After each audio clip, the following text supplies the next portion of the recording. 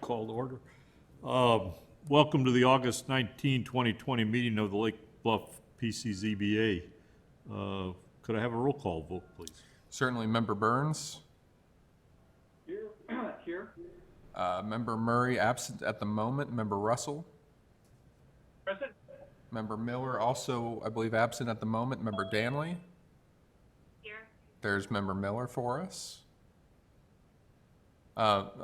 Mr. Miller, we're doing the roll call. If you could say here for us real quick. I'm here. Excellent. I'm here. Member Ryder? Yes, present. And Chair Peters? Here. You have a quorum. Thank you. First order of business will be our non-agenda items and visitors' public comment time. As you know, we allocate up to 15 minutes for non-agenda items every meeting, limiting it to 5 minutes per presentation with a maximum of 3 individuals per evening. Anybody on the line to take advantage of the non-agenda item opportunity?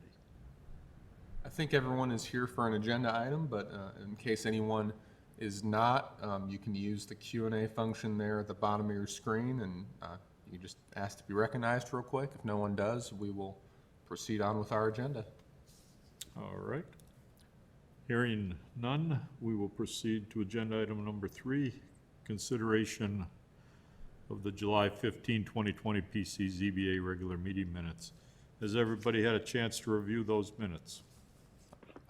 I will note that we did have one typographical error. James Miller, of course, is James Murray, and he was present for the meeting. I think he may have incorrectly been shown as absent in one roll call vote. So we will correct those errors. All right. Thank you. From the commissioners, any proposed changes? No. Oh. Hearing none, could we have a motion to approve, please? Motion to approve the minutes? Is there a second? Second. All in favor? Actually, the Open Meetings Act amendments, will require that we do a roll call vote real quick. All right. So with that said, to approve the minutes, Member Burns? Aye. Member Miller? Aye. Member Russell? Aye. Member Danley? I believe you are muted, Ms. Danley.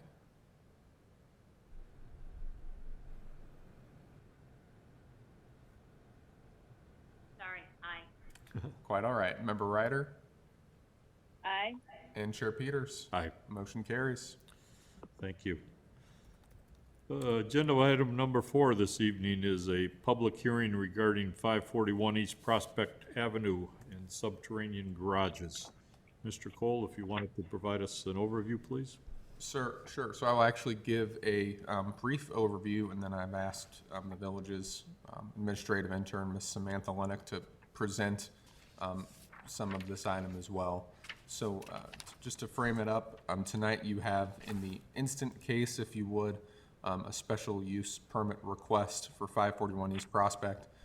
Consistent with the PCZBA's past direction, we've also provided notice in a way that could let you make other changes to your policy here. Again, just as we go through this presentation, I would just encourage you that treating these as 2 separate policy questions, right? One, dealing with this how would you deal with this particular application, and then 2, what and how should the village handle this in the future? That's probably a prudent course of action. After we have those 2 questions answered, if needed, we can give the village attorney and I can give you a bit more guidance on maybe the best way to achieve those by motion. So with that said, Ms. Lennox, if you would like, give me just a moment. I'll put your slideshow up here on the screen and you'll be ready to go. Sure, thank you.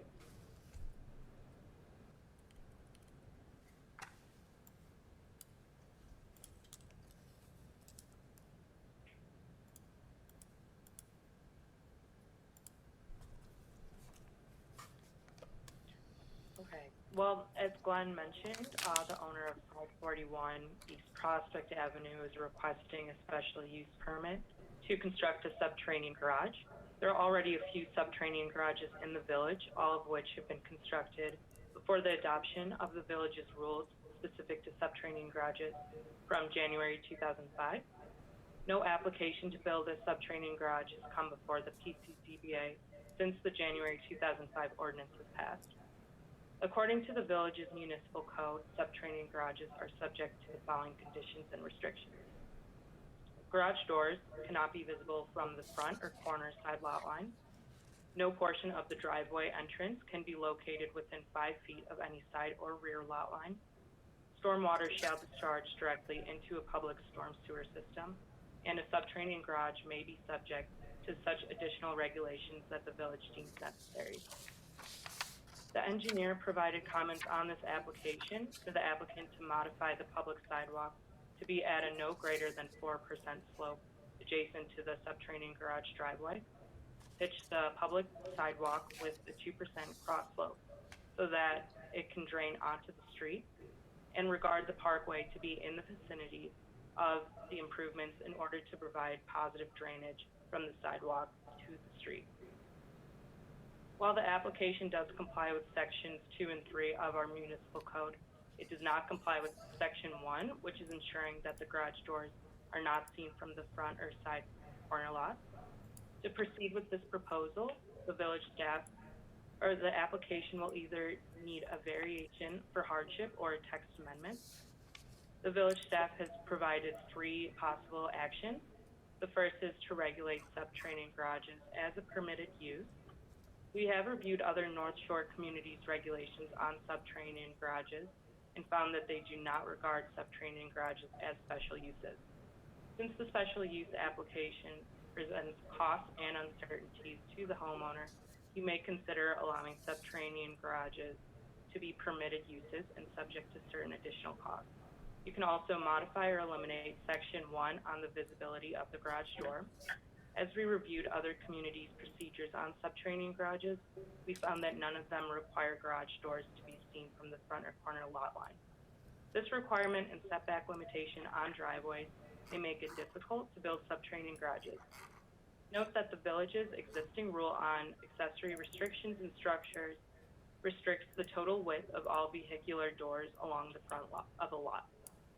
You may also consider to either eliminate this section in its entirety, or if subterranean garages remain a special use, modify section 1 to be a guideline rather than an absolute requirement. Lastly, you can also prohibit the construction of subterranean garages entirely. This, however, does not prevent the PCZBA from granting the present application if their standards are met.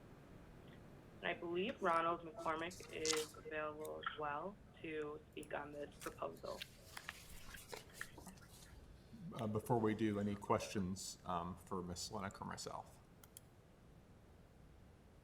Hey, Glenn, I would just like to point out for everyone's benefit that back when I think Gary Peters is probably the only one left, besides myself, who was working as a staff member at the time when all these new regulations relative to subterranean garages were adopted.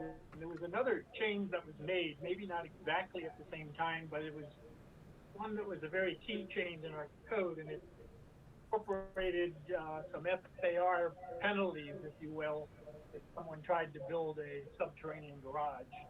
And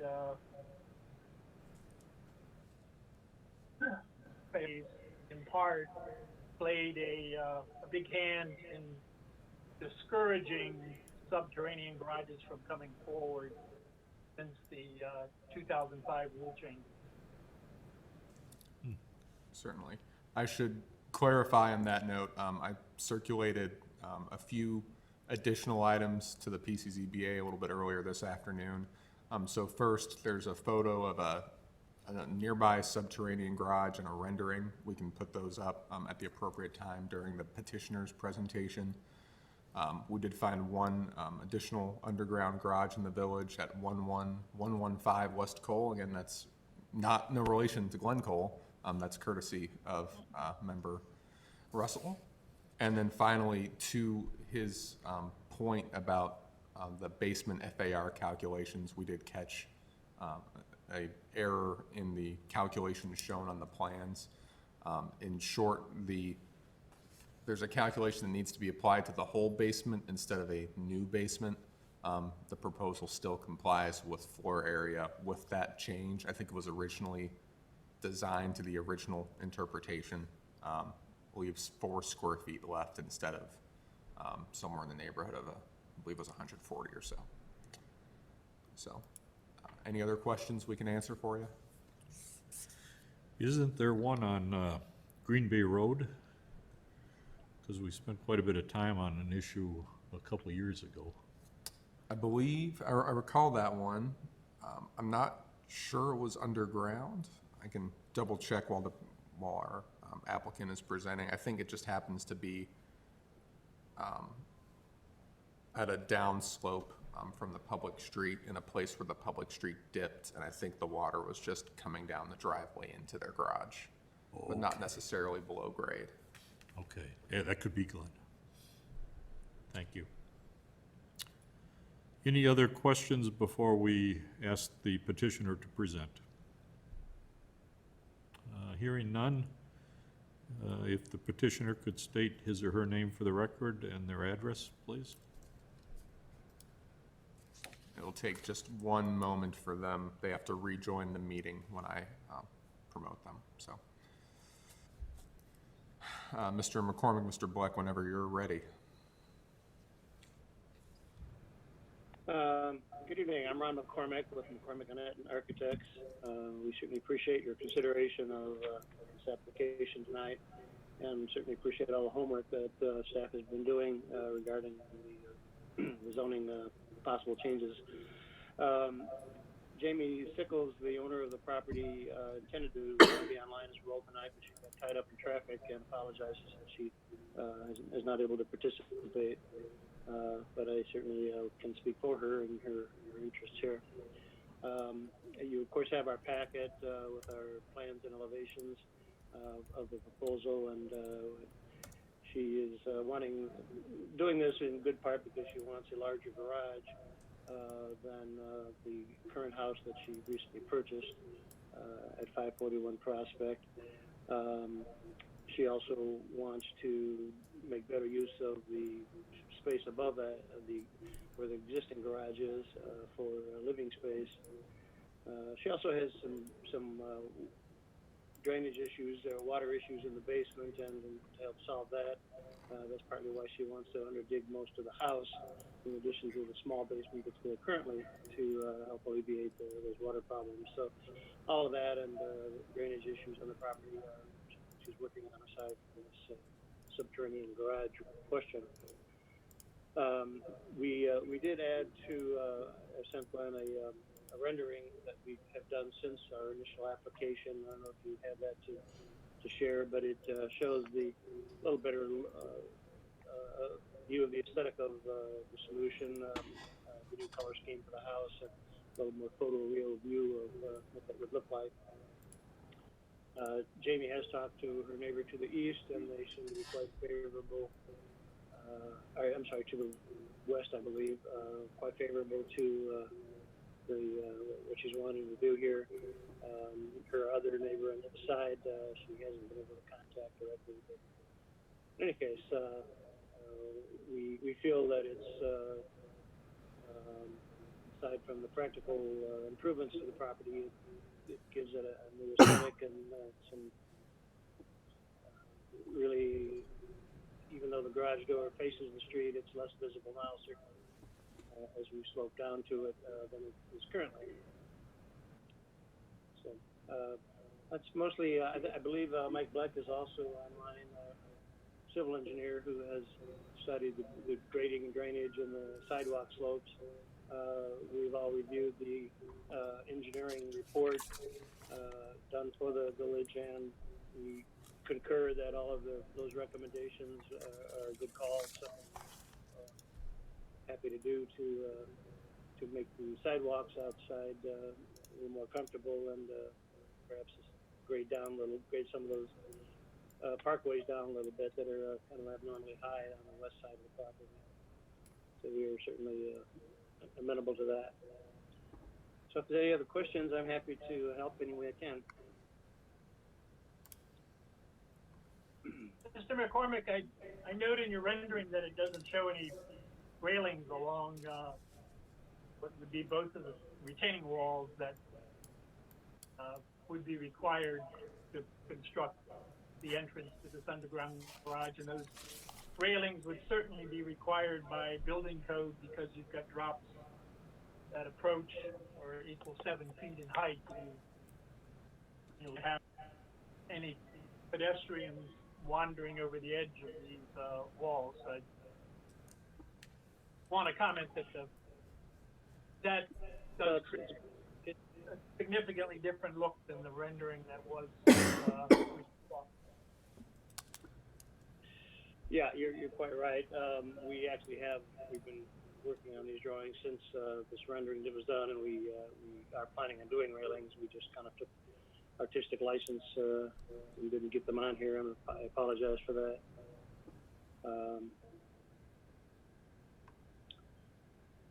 So we'll certainly do something there that complies with code one way or another.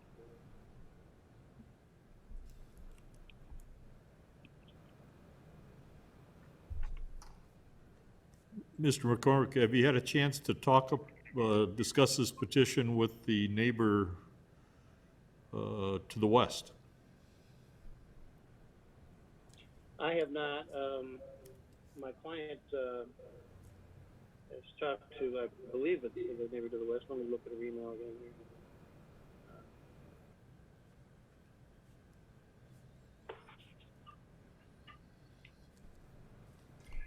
I guess the same question would apply to the neighbor to the east and also the individuals across the street, but certainly the neighbor to the west. Okay. Yeah, her neighbor to the east is the one she did talk to, and they seem to be very happy with what she's doing and excited to see what she wanted to do. And her neighbor to the west is the one she was not able to contact, and she didn't mention across the street. I'd like to add, first of all, it's a lovely rendering, it's a lovely elevation. I think our town probably needs and should encourage people to get off the driveways and to be put away.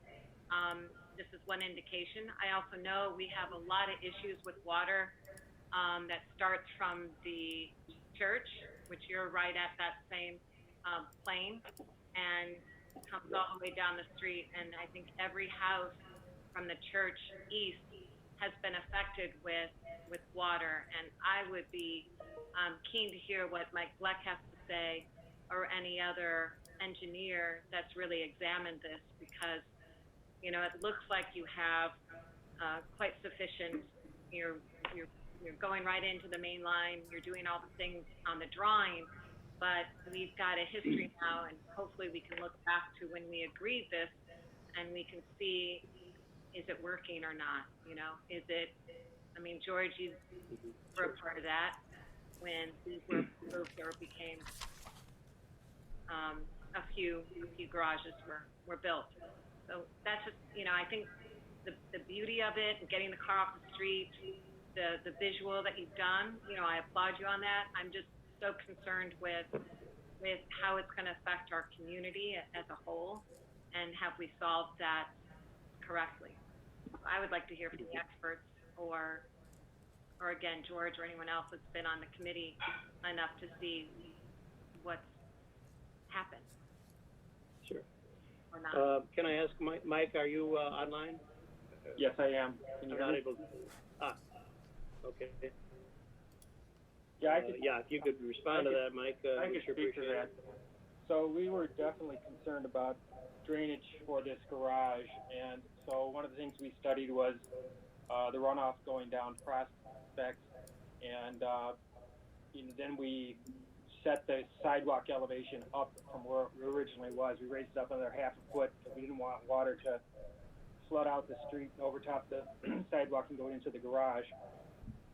And then the second part of it was draining the garage, and there's a little trench drain or some sort of a drain down at the bottom, and it's not a big area tributary to it, but we need to manage that. And so I didn't feel comfortable doing a gravity connection to the city storm sewer, because if the city storm sewer surcharged, then this would be a low point on the system, and we wouldn't want that backing up into the garage. So our recommendation is to go with a pump system, a duplex lift station. So there'd be two pumps where you'd have pumps alternating on and off each time, and if one pump fails, you still have a backup. And then we also talked to the owner about getting a secondary power source in there, a generator, in case the power went out. So that's what we were considering. Or that's what we are considering.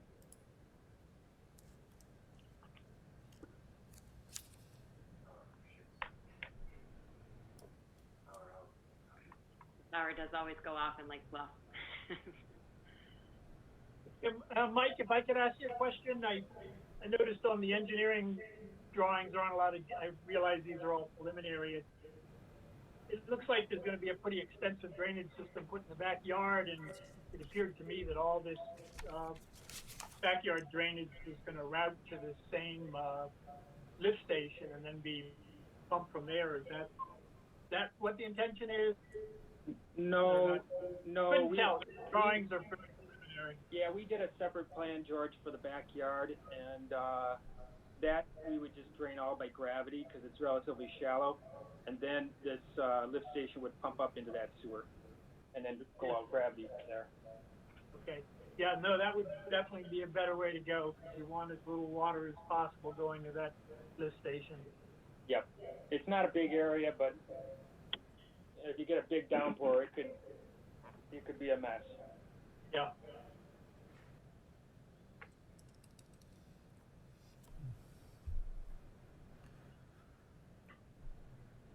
Mr. McCormick, when I look at the standards for special use, Standard A, the proposed use will not have a substantial or undue adverse impact on adjacent property, the character of the area, or the public health, safety, and general welfare. How do you confirm that there will not be any substantial or undue adverse effect upon adjacent property? Well, from a drainage standpoint, that's why she's investing in the rear yard drainage. The whole area, of course, is very relatively flat and difficult to drain. She's not the only one, but she's wanting to spend some money to get a good drain tile system in that backyard and keep it dry. And then, of course, routing it out to the city storm sewer, as Mike was described. From a physical standpoint, I think it's the aesthetic of the house is an improvement to the neighborhood, and I don't see there's a negative in terms of traffic or parking issues or whatever. Still a single family residence, certainly. So I think it should be blend in very nicely into the neighborhood myself. Thank you. Mayor Peters, were you going to go around the horn and ask everyone for their comments, or? I certainly could, George. I could start with you if you'd like. Okay, all right. Yeah, I have to admit, I'm not a big fan of these underground garages, primarily because of the entrance off of the public street. They really look like a three-sided empty swimming pool, and the other members had gone around to the other structures that are throughout town. When these started to proliferate back in the early 2000s, when we had our last great building boom, it was really a hole, if you will, in our code, and a few developers took advantage of it and started building these underground garages because it allowed the home to be even bigger, because you wouldn't have to use floor area for an enclosed attached garage. They're not aesthetically pleasing. I'm not at all concerned that this structure will have an impact on neighboring properties. If anything, it'll end up retaining water that may come off of neighboring properties. But I don't like these, and I don't think that generally they belong in our type of community. They're definitely more urban. They are very problematic from a drainage perspective. I do know that two of the four, and I don't have a complete accounting, but two of the four other properties, due to pump failures, power outages, they've suffered base flooding. I'm aware of a property down in Lake Forest,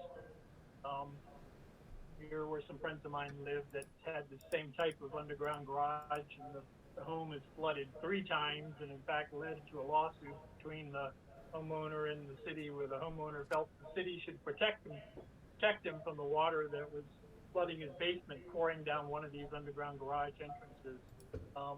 This system does rely on a pump. Even with a backup generator, the switchgear fails, the generator fails, and as we all know, typically the power is lost during a severe storm. So I'm hoping that the architect, so Mr. McCormick, that you explained all this to the property owner, because there certainly is some risk on their part. They're just by the very nature of the fact that you're digging an open hole, it is problematic. They're also an attractive nuisance. You've got some pretty substantially tall walls with railings that are attractive to children to hang on. It's like having a set of monkey bars where the kids will want to walk out and hold the rail up on the side, only you don't have wood chips down below if you fall, you have a concrete slab. I unfortunately had personal experience with this with my 10-year-old son, or used to be 10-year-old son, on one of these very structures down in Lake Forest, where he took a nosedive off of one of these things, crawling along it with his friends, and injured his shoulder pretty badly. So I do view them as a what I would term an attractive nuisance. That rendering was beautiful, but it's really not. It's going to look different in real life with the walls and the rails above it. And the other thing, Mr. McCormick, I hope you've explained to the property owner I'm rather amazed at the size of the width of the entry garage, 16 feet 10 inches. It's probably the narrowest garage I've come across in my 30 years of reviewing building plans. It's going to be extremely difficult when that third car pulls in. Certainly, if it's the westerly bay, loaded, I don't think the person could get out of the car, quite frankly. The driver might be able to get out of the easterly bay when they pull in, because the garage does widen up. Now, this is something the homeowner has to deal with, but for the tremendous expense in constructing this, I'm pretty amazed that they would want to live with that type of garage condition. Having said all that, if indeed the majority of the board recommends that the village board approve this, I would recommend 2 things. Number one, right now on the drawing, the generator is shown going in the easterly side yard, which is the minimum. So it's going to be right upside the neighbor's house to the east. It is, these generators, in order to be reliable, have to cycle on every so often, once a week or so. They're noisy.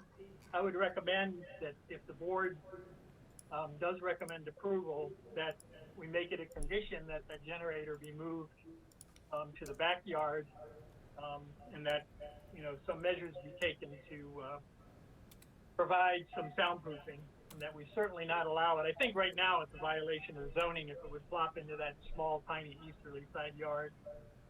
The other thing is the village engineer has pointed out that the sidewalk is going to have to be lowered about 20 feet into the church's part, the Parsons house to the west. This will, in order to make the grade to the maximum that he wants to have. And this is going to require regrading of what really was the front yard between the sidewalk and the front of the Parsons home, to some extent. And I would hope that we could have a condition that when the construction starts, that when that sidewalk is reconstructed, that the contractor be required to immediately or within several weeks reestablish that lawn in front of the Parsons home, because as we all know, typically when this job is probably going to take 9 months to build, it's a very complicated project. To have someone's adjacent yard torn up for 9 months or whatever the duration is, it's really not acceptable. So I think those two conditions should go with any recommendation for approval, because they're common sense conditions. I regretfully, just because of the drawbacks of these things, when we vote, I'm going to vote no.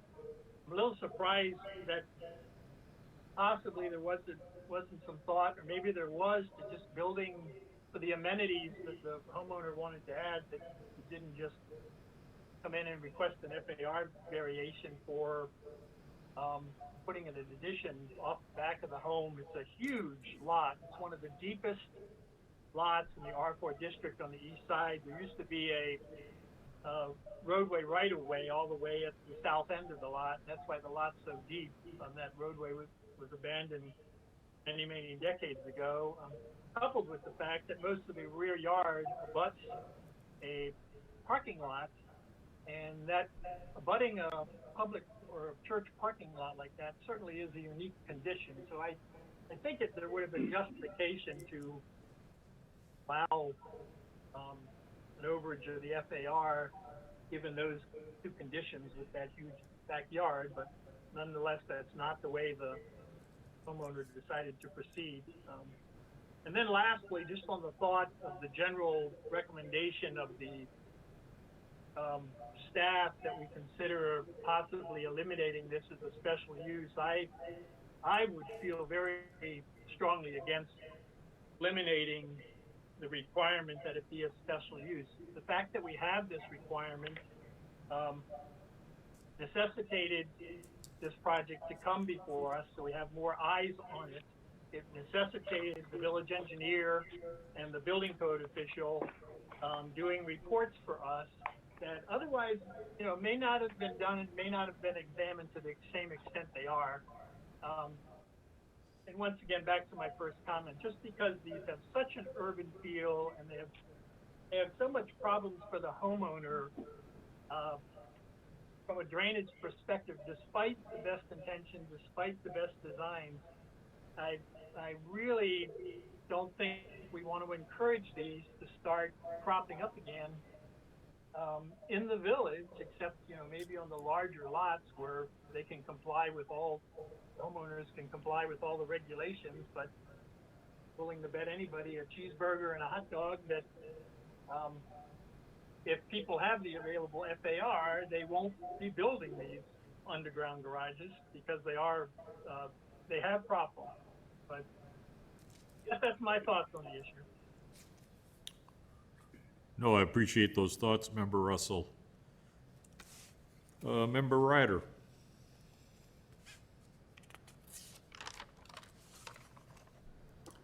Ms. Ryder, you are muted, unfortunately. I'll come off mute long enough to say that I will defer my comments at this time. All right. Member Miller. Well, my thoughts prior to George's dissertation have changed. I think he makes very valid points. I think also it's the homeowner's responsibility to take responsibility for anything they do to their home. I don't feel, unless it's truly a deficit to the village, that we should really interfere with what they want to do. I feel that, if they want to go through the expense and the potential harm that can come from this, that's their problem. We're not here to regulate what people want to do within their home, within the zoning regulations. That said, I don't have a problem going positive with this process. I think George's two conditions should be met. I think that's reasonable. I also feel the property on the west side needs to be involved in this in some way. They need to at least acknowledge the fact that this is going to happen. I know they can't stop it, they approve it, but at least they should be aware and acknowledge the fact that this is going to be a burden on their property. That said, I would probably vote to approve with George's recommendation, and I would consider not changing this from a special use for the reasons that George said. Thank you, Member Miller. Mr. Chairman, Yes. if I could, as always, a note that any property within 300 feet of the boundary line here would have received a notice by mail approximately 2 weeks ago.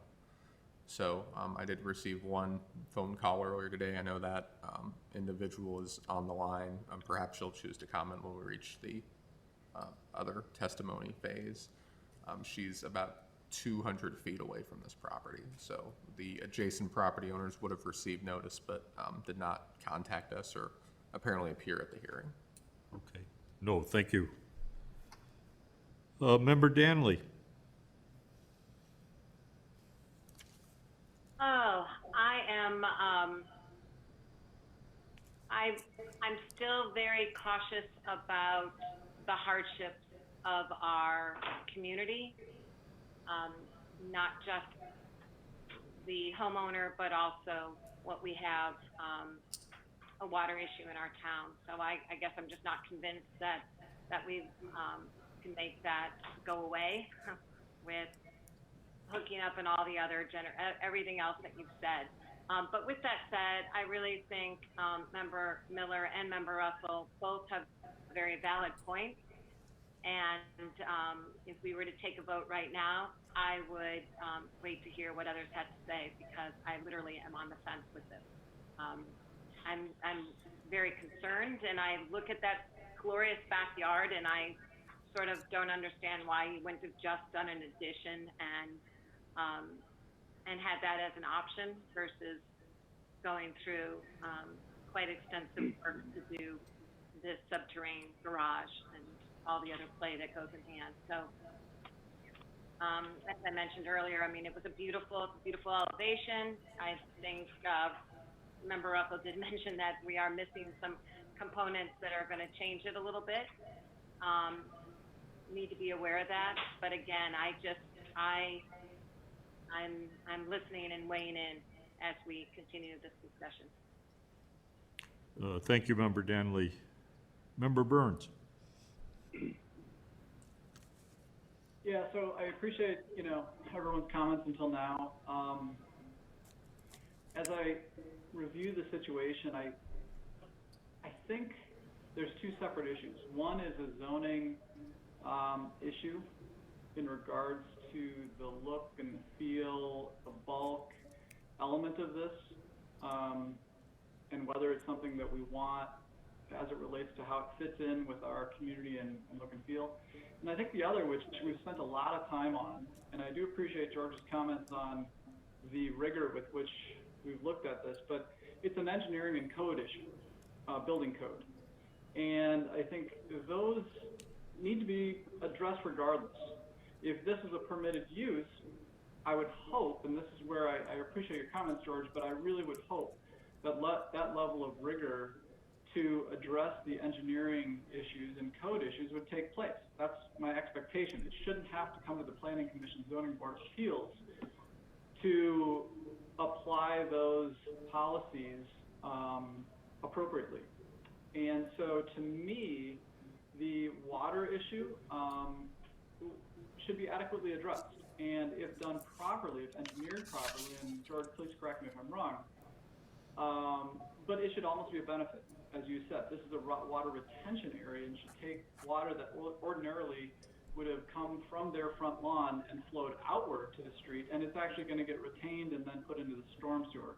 I'll call it a wash, whatever you will, but I think if done correctly with the right review, it should pose no harm to the neighbors in that regard.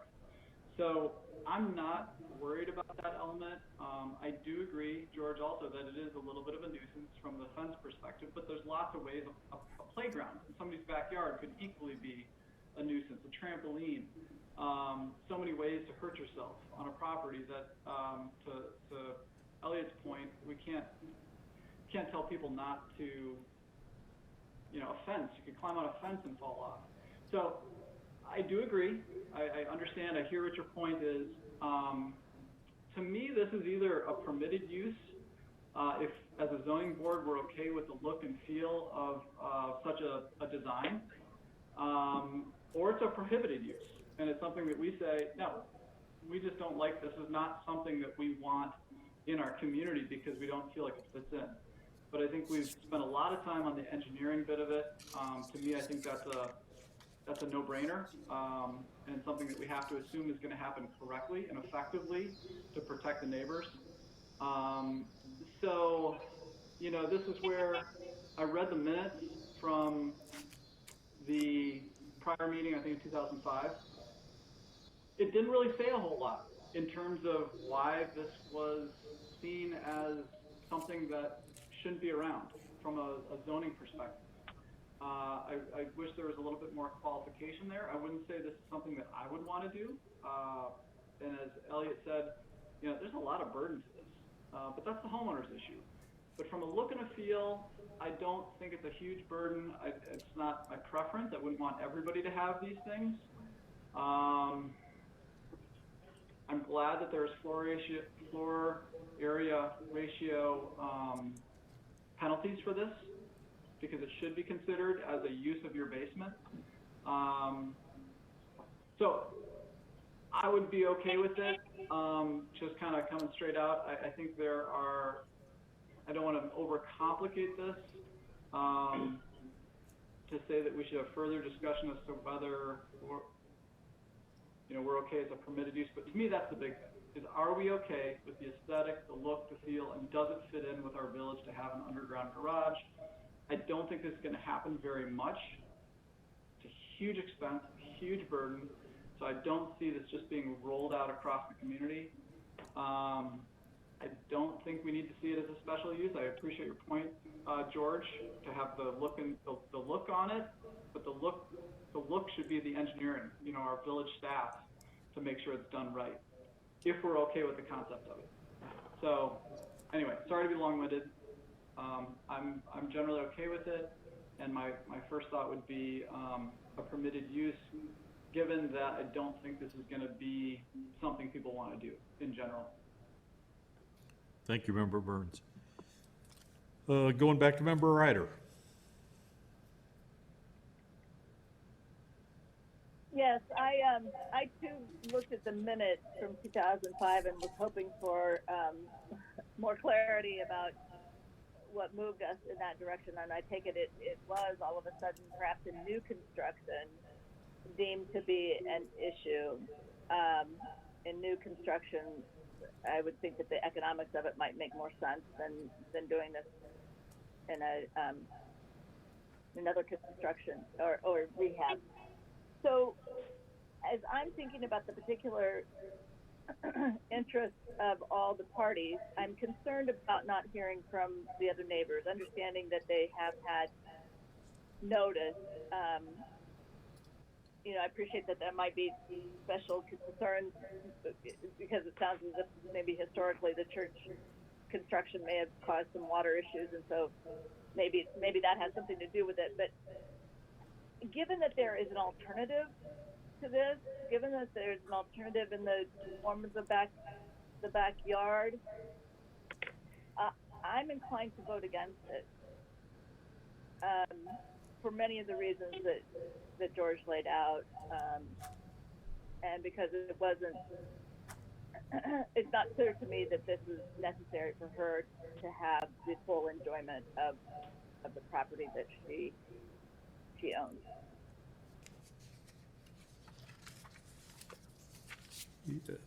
Thank you, Member Ryder. I believe Member Barry? Miller is trying to get your attention. Oh, I have a question. On our we have to, I would like to know what the hardship is from the homeowner's point of view, why this should be approved. That is one of the criteria for zoning changes. Can you talk to that, Mr. McCormick? You know, I don't recall that I saw the requirement of a hardship. This isn't a zoning variance, it's a special use permit. But, and she does not have the floor area ratio to do a backyard addition. It just didn't even occur to me.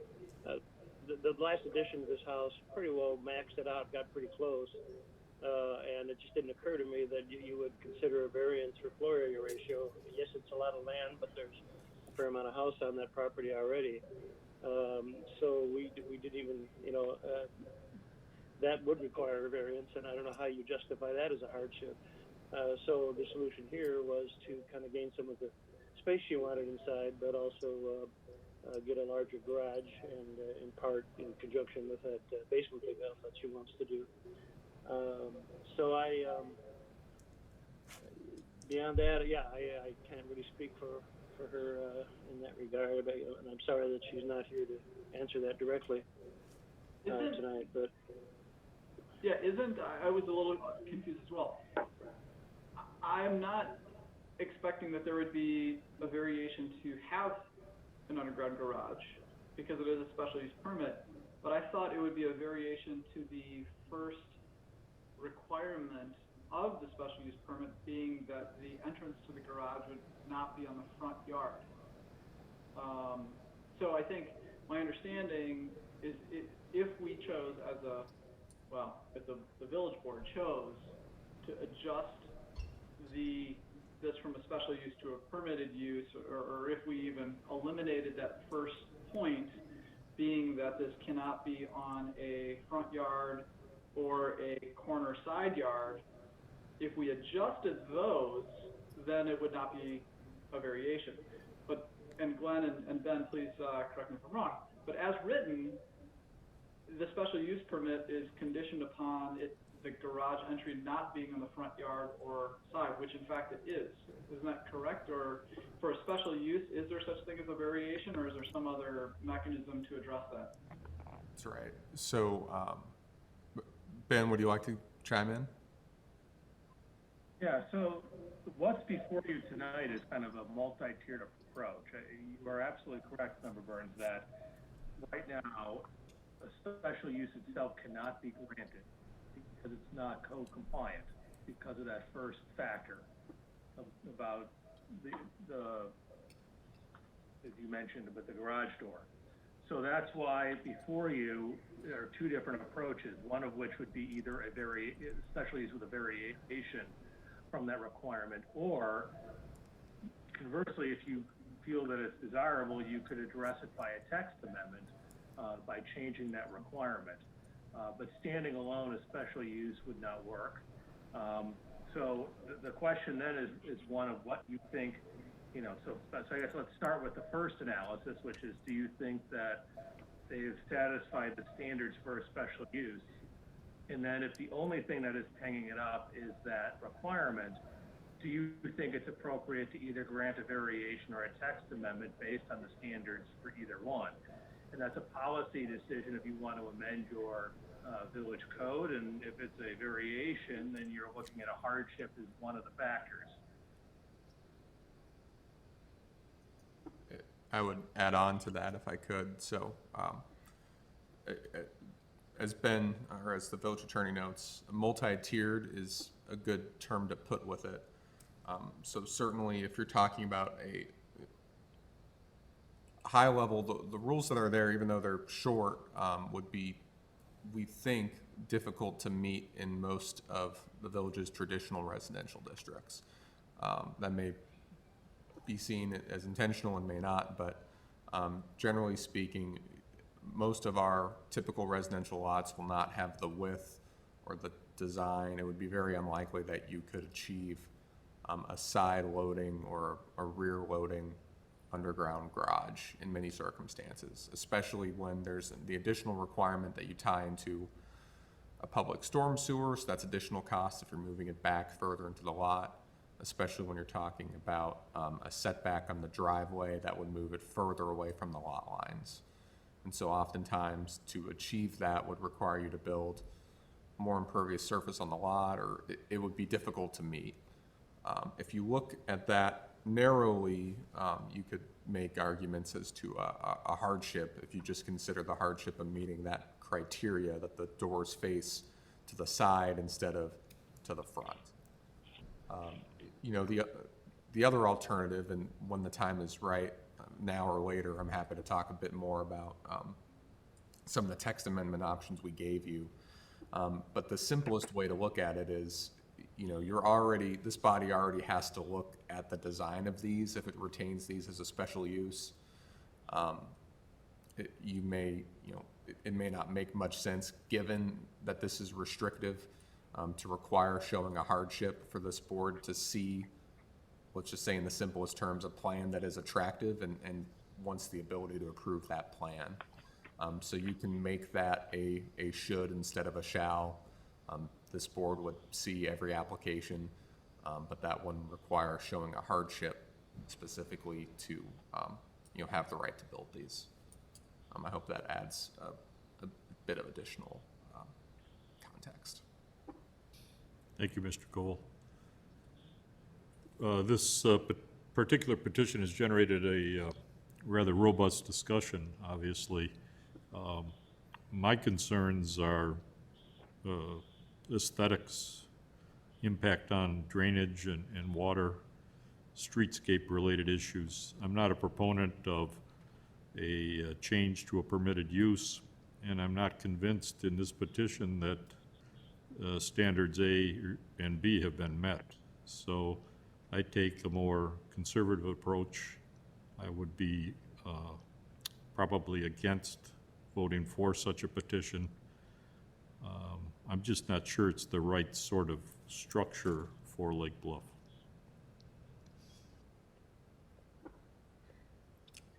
Mr. Chairman, whenever you're ready to, I would note that I do have one comment from a member of the public. Certainly, I think now would be appropriate time. Certainly, and this is Miss Elizabeth Jensen, who lives a short while away. She wrote out a couple sentences that I'll read, and then happy to recognize her or anyone else who would like to speak. So this is, the message reads, I'm Elizabeth Jensen, homeowner living within 300 feet. We have the same concerns as member Russell, particularly with regards to the drainage issues on Prospect Avenue. We feel that the owner has other options. In general, we would also like to see the board look at the code in order to designate subterranean garages as a prohibited use. As a permitted or as a Prohibited. Prohibited, thank you. Not allowed. Thank you, Ms. Jensen. Any further discussion from the commissioners? Yeah, I just have one.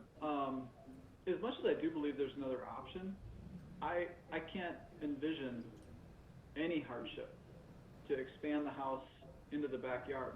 I mean, I get the parking lot, but it's got a certain lot size. You have a certain FIR.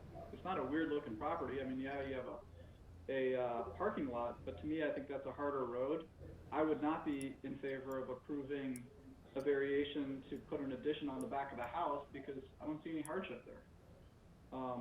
So just as a heads up, I mean, I know that's another option, but I think that doesn't meet the standards as well. No. Thank you, Member Burns.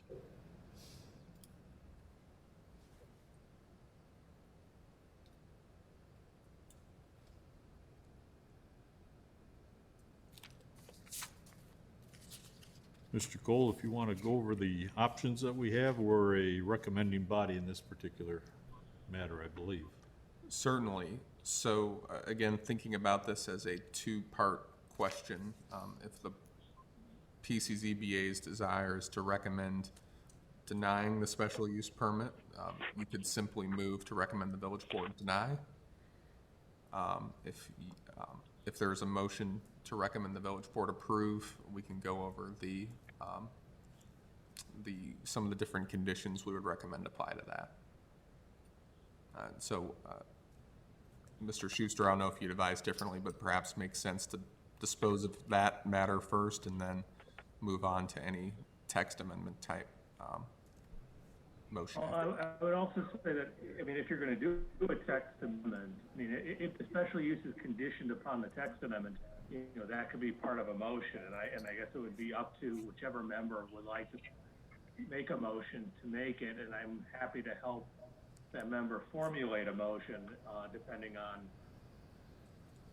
what you think would be appropriate. Okay. Is there a motion?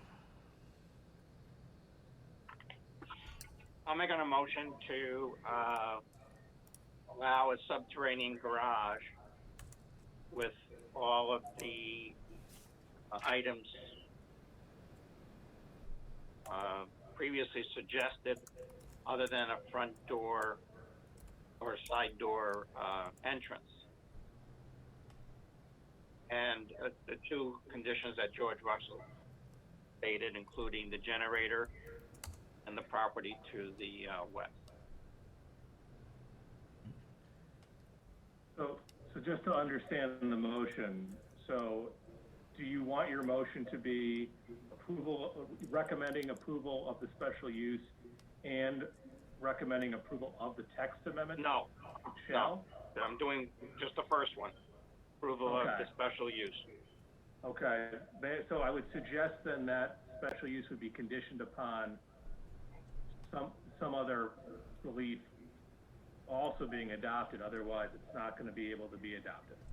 With relief that the mandatory front door of a garage be stricken from the rules, or however else you want to put it. Okay, that's fine. And then for the conditions, just so everybody's clear, one condition is to put the generator in the backyard with soundproofing.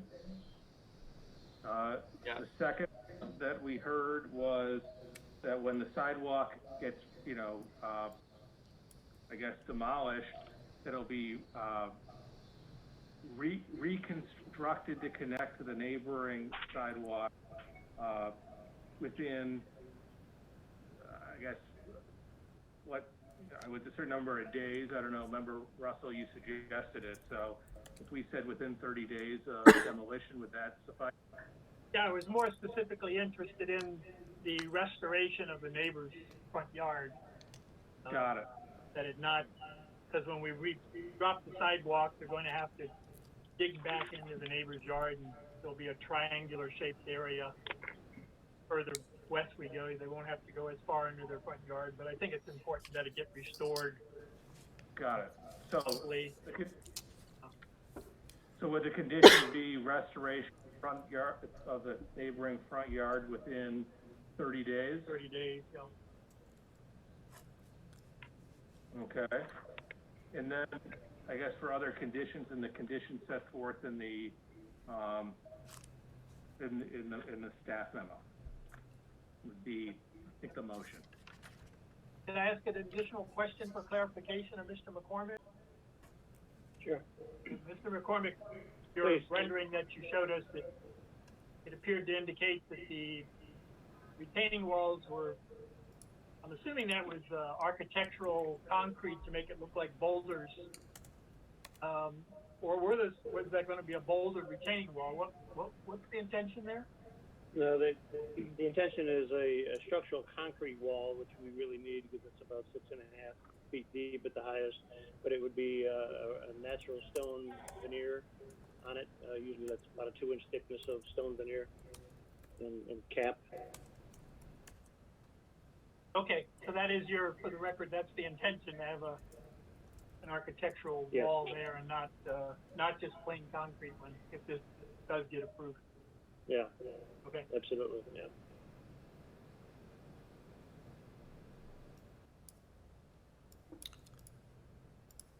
Is there a I think second? there's a motion on the Go ahead, Mr. floor that Schuster. would need a second. Second?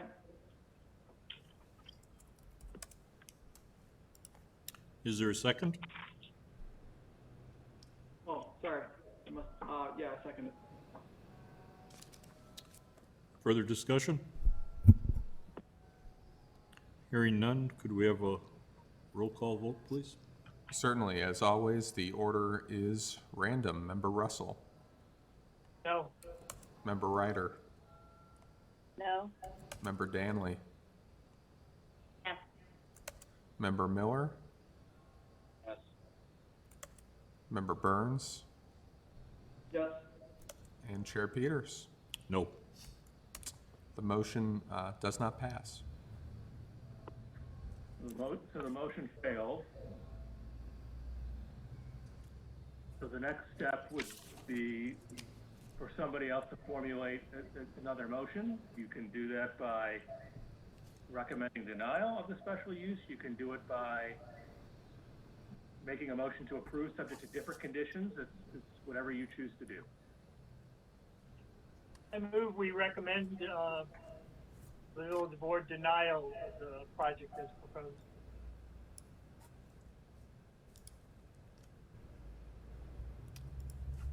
Is there a second? I'm confused. What do we, I thought we're voting on whether to keep this a special use or not. Am I mistaken?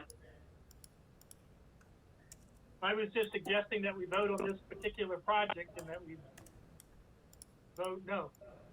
Oh, I thought we were. We recommend that it not be approved. Well, so if I could restate, Member Russell, I believe your motion would be recommend denial of the special use, which would end the project if it was denied. Yes. Okay. How does that differ from what we just voted on? So what you just voted on was approval of that. Okay, but I'm confused. So if you don't approve the approval, you have to do the disapproval? Yeah, you don't, so if a motion fails, it's not automatic to the opposite, and you can reformulate it, because, for example, we threw out conditions. Somebody might say, I'm fine with it, but I don't like the conditions regarding the generator. So their vote may change. So or if there's another condition that somebody wants to place on it that you think would garner another vote to get you over that majority. So when one fails, we have a new motion that can be made. So the motion Puts a definite on it. right. So Yeah. the motion currently is to deny the application for a special use. I see. Incorrect. Can you repeat your motion, George? I move we recommend denial of request for a special use.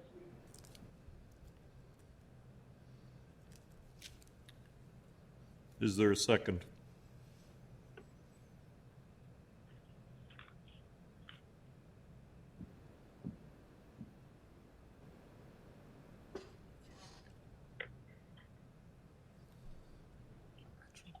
You can ask Mr. Schuster. Point of clarification, Mr. Schuster. Can the chair second the motion? Yes, it can. Motion is seconded. Thank you. Would you like me to call the roll? Yes, please. All right. Once again, the order is random. So this is a motion to disapprove. An aye vote recommends disapproval. A nay vote, we continue. Member Ryder. Nay. Member Burns. Nay. Member Danley. Nay. Member Russell. Aye. Member Miller. Nay. And Chair Peters. Aye. The motion does not carry.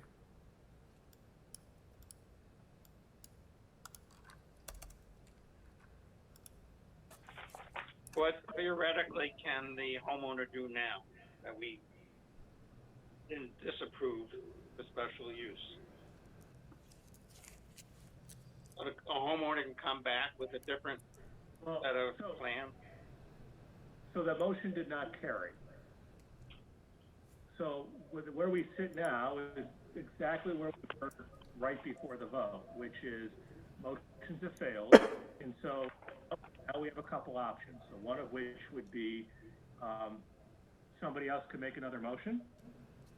If you want to change the conditions, or if you want to have more debate because you think it'll make a difference, you can proceed. Option number 2 is that you could ask for more information if there's any type of information you think would be helpful to make your determination. You could ask the applicant to come back at the next meeting with additional information if you need it. If you think it'll change, that is up to you on what you think is the best approach. So my question would be, those who voted opposite, That would be me. yeah, what would change your opinion to give it a special use of positive? Thank you.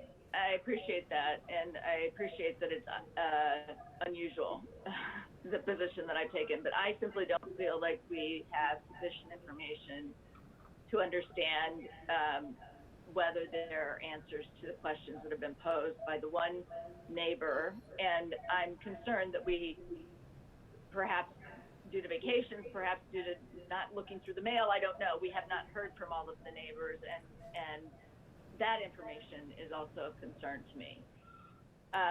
I do think that the special use is the appropriate way to go, and that the ideas that were put into the special use permit requirement in 2005 make sense. So I'd like further information regarding how that will affect the adjacent neighbors and the neighbors farther down the street. I'm particularly concerned about the flooding on Prospect, and to some extent, I may simply need to understand better whether this truly mitigates the concerns that have been raised. It may be a failure of my own understanding. Having had some experience with the flooding in this area of the town, I am concerned that the proposal does not mitigate the issues that the part of the town is facing. And so I think where I land is I need further information, and I appreciate that puts the petitioner in a difficult position, and I regret that. But that's where I stand. I want to say that I am a neighbor. I usually have a pond with ducks, outside on the street with the water coming up the church. But I keep going back, and what resonated is what Member Burns said, is that we need to rely on our engineers, and we need to think that what we can do is really going to be more of a hardship on that particular house, and not necessarily should I judge this based on a worry or a concern, that we hope that our due diligence of an engineer will do their job, because I'm nervous, right? I mean, I am a neighbor, and I did receive the letter, but I'm looking at this very objectively, and I'm convinced that the leaders of our committee and our engineers could do the right thing. So that's where I was compelled to go vote in favor of it, based on all the other research that we were inputting. But I appreciate that, Jill. And as far as the drainage goes, I just want to comment, because it sounded like the one neighbor that dialed into the meeting misunderstood what I was saying, because this project doesn't impact, from a drainage perspective, it doesn't impact the neighborhood. It's not going to change the problem, Ms. Stanley, that is a little bit further downhill where the low spot is in Prospect, where it constantly floods. I mean, the overall impervious area is about the same. The only hazard from a drainage perspective is, potential hazard is to the homeowner themselves. It relies on a pump to remove water, and pump doesn't have electricity, or the switchgear to the generator fails, or if the drain line gets clogged at the start of a severe storm because a squirrel decided to chew off a clump of branches and it fell in the pipe outlet, literally that can cause the water to seep under the garage door if it can't get out fast enough. So, but it is not. I'm convinced that this project is not a drainage hazard for the neighbors, but it will not improve your situation either. It is solely a potential problem for the homeowner. if something would go wrong with either the pipe not taking the water or the pump system not working. That the only impact to a neighboring property is really the issue of someone's front yard having to have some disturbance property to the west for hopefully what will be a short period of time. Just to clarify that, in case someone's misunderstanding what my thoughts were. Thanks. If I could, Mr. Chairman. Certainly. If it helps the commission visualize, again, I'm not an engineer. I can't speak to these things scientifically. I believe Mike Bleck is still here with us if you'd care to recognize him. But this is a topographical map of the area. I think you can see my mouse cursor. So this is the Union Church property. This is the subject property. For your reference, this is the commenter in question, Ms. Jensen over here. And Member Danley, I believe you're here at 611, is that right? Right. So the general pattern of drainage, this is high. I'll zoom in a little bit. You can see the contour lines here. This is 655, 660, so you're moving from west to east. These green patches are a mathematical estimate of wetness that the county has just released. I can't speak too much to the methods, but they match what we know to be potential wet or ponding areas in this vicinity. So you can see again the 655 contour is here along the street. It continues further east on the Prospect, and then also in the backyard shared among multiple houses here away from the street. If that helps you to visualize some of Member Russell's comments. No, thank you, Mr. Cole. So the remaining issues are aesthetic ones, I guess, primarily aesthetic, and I guess public nuisance or attractive nuisance, as George puts it, as well. And those, I guess, don't concern me as much as the consistently troublesome water issues do. And so perhaps my understanding of the where the drainage issues was mistaken. I guess I had understood that they were draining further up, further west on Prospect. But you're saying that the pooling or the low areas are down farther on Prospect? Is that I what can't you're saying, speak. farther east on Prospect? I wouldn't feel comfortable speaking competently for the whole street. I can tell you just in this vicinity, the contours run. High, yeah, The low is here, the high is here, and you're flowing that way. I see. Perhaps Member Russell And could it's speak to it yeah. better than I. Yeah, and just to clarify, my understanding is that this is a product of a report that a consultant did for the village a couple of years ago, the new village engineer, and the green areas represent those areas where temporary flooding does occur in more significant rain events. So yes, the flooding on the street and up into a few front yards is adjacent or rear yards, if you will, in other areas. It's those green areas. That's where the flooding occurs. So another issue that came up during this more recent conversation was if one were to build a garage, and I appreciate that would require a variation, and we've already heard from Member Burns that isn't something he'd be inclined to grant. But if that were to even be proposed, there is no access from the alleyway street that ends a couple of houses before this one. Goes behind Jill's house and so on. There's no access there. The only access point would be the parking lot, correct? I mean, if one were to hypothetically build a garage in the back. If you want me to. Yeah, the only access to this property is off of East Prospect. That's a private parking lot, so yeah, the property owner would not have the right, subject property owner tonight at 541 would not have the right to connect a driveway in off of that private parking lot. It helps to see the map. Thank you. And as to your points about the proliferation of this throughout the community, I too believe that it's cost prohibitive.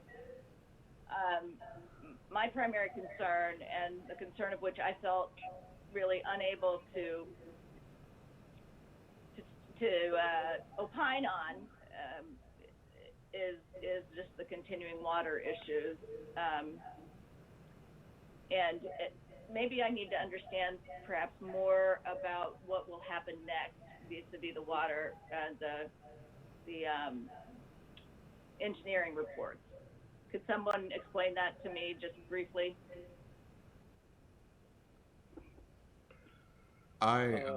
Mike, are you still online? Yes, I am. I don't know if you were able to answer next steps. You certainly would have some final engineering to do to complete this project. If this was considered favorably by the board and the village, then we would move forward with final engineering on the drawings for the drainage for the driveway and modifications to the sidewalk and the parkway. And then that would go to the village for review and ultimately approval, hopefully. And it was the property to the east that we have heard from, right? The property immediately to the east that we have heard positively from? Okay. Yes. Okay. Having seen the picture, which is quite helpful, thank you, and heard from my fellow members, again, I will revise the vote on the first of the two motions that were made, and will vote in favor. And my apologies to the group for the extra time it took for me to get there. But yes, if someone would make that motion, I would intend to vote in favor. No apologies needed, by the way. Correct. Mr. Ellie, you Schuster, want to make your motion again?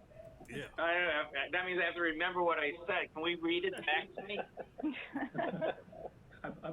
I believe your motion was to recommend approval of the special use, subject to, one, we have to address still the garage door issue and that requirement, but otherwise the conditions were put the generator in the backyard and provide soundproofing, restoration of the front yard and the neighboring property within 30 days once disturbed, and the other conditions that are set forth in the staff memo. I just need to amend that. If this project takes us through the winter, they're not going to be able to restore that property until spring. So I can't see giving them that kind of 30-day deadline. Depends on when it's going to be done. Don't let them tear up the sidewalk until in front or until the spring. No, whatever. I mean, Or that's get it done right away this fall. If they could start, that would be up to the builder. I think they could work, quite frankly, around that. Okay. I just don't feel having a hard. I mean, it's certainly within a reasonable amount of time, but the weather is so iffy for landscaping. Right. I hate to put a real hard condition on that. Weather permitting. Weather permitting. We'll add that. Thank you, George. And you made the motion, I will second that motion. any further discussion? Hearing none, could we have a roll call vote, please? Certainly. Once again, the order is random. Member Danley. Yes. Member Russell. No. Member Burns. Yes. Member Miller. Yes. Member Ryder. Yes. And Chair Peters. No. On a 4-2 vote, the motion carries. So on next steps, we will bring this to the village board for first consideration of your recommendation this Monday, August 24th, in the form of an ordinance. That'll be up for second reading and final consideration on September 14th. Of course, we will follow up with the applicant here in the next few days if there's any other outstanding questions. Thank you. All right.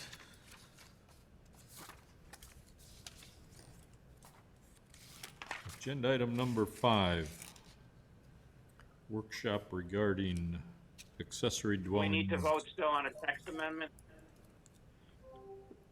Sure, so that is up to the group. If there's a clear consensus, happy to talk about that. If not, we can bring it up on next month's meeting if you like. As you just saw, these are difficult discussions perhaps. If there's some desire outside of this application to prohibit these in the future, we could look to bring that to you with what just happened The only probably at problem next is- meeting. The only problem is it's gonna come back to us as a variation because of that front door. And I'd like to discuss maybe doing a text amendment to remove the front door option off the rules, doing a underground garage. The motion that was just carried would do just that. Okay, so we won't, if we have to do this again, the front door garage won't be a problem. It'll be an advisory statement, yeah, it wouldn't be a mandatory requirement. It would be something you could Okay. consider And as we're not the gonna vote PCZBA. whether to get rid of special use or not on this. Unless there's a clear desire to, it doesn't sound like there would be a consensus to change anything in either direction. No, not in my mind. I'm speaking out of turn, Mr. Chairman, I defer to you on the consensus. We certainly could do a straw poll of the members and just see what their reaction is, or maybe it would be better to let the issue digest a little bit over the next couple of months. Yeah, we can Okay. always chat about it a little more next time. All right. Go ahead. Agenda item number 5, workshop regarding accessory dwelling units. If we may, before we move on real quick, Glenn, just a question, and I just want to make sure we're clear on this. So, unless I'm mistaken here, so in order to move forward with the special use, we still need a text amendment. That's what I was saying. I thought we still needed Right. that. So we talked about the special use piece of it, but we still need to address the text amendment piece if we're going to change the language to shall. My, what I have here is that original motion by Member Miller included that. If you'd like us to be clear in the record, of course, we can. If you would recommend it, I'm sure we can make another vote real quick. I would recommend, because I don't know that, at least when we were talking about the motion, that was fully clear how we were going to do that. So I think the idea, and because it's a separate piece of relief, we should make clear for the record, the recommendation is not just a special use, but it would be a special use, and then if you're going to do the text amendment. And so the text amendment would be changing the shall to should. And my recommendation would be, if that is something that somebody would want to make a motion on, you could do so, second it. We would have a similar vote on the text amendment piece. But that's your prerogative on how you would like to, if and how you'd like to amend your code. So so we're texting in from shall to should. Shall to should what?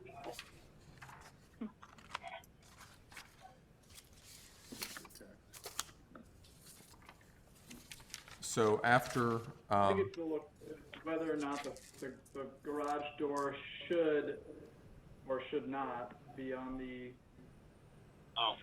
front yard or the corner side yard. I don't want to tell you what the motion, Elliot. Right. No, I would say, I'd like to get rid of it. I was just gonna say, why don't you just remove it? Yeah, I'd like to make the text amendment so we remove item number 1 from the special use permit requirements. Yeah, to other people's comments, we're gonna review, as a special use permit, we'll review it anyway and kind of consider it as a whole, determine if it's appropriate relative to the neighbors' properties regardless. So anyway, as a little bit of a discussion, I would agree with that. All right. I'd just like to chime in that I have no objection to removal of that requirement from the code. I think having the garage door not face front, that wasn't, never was a key issue in my mind. So I would support that text amendment. It seems like it's cleaner and clearer than having the word should in code. That just leaves it gray. Any further discussion on that issue?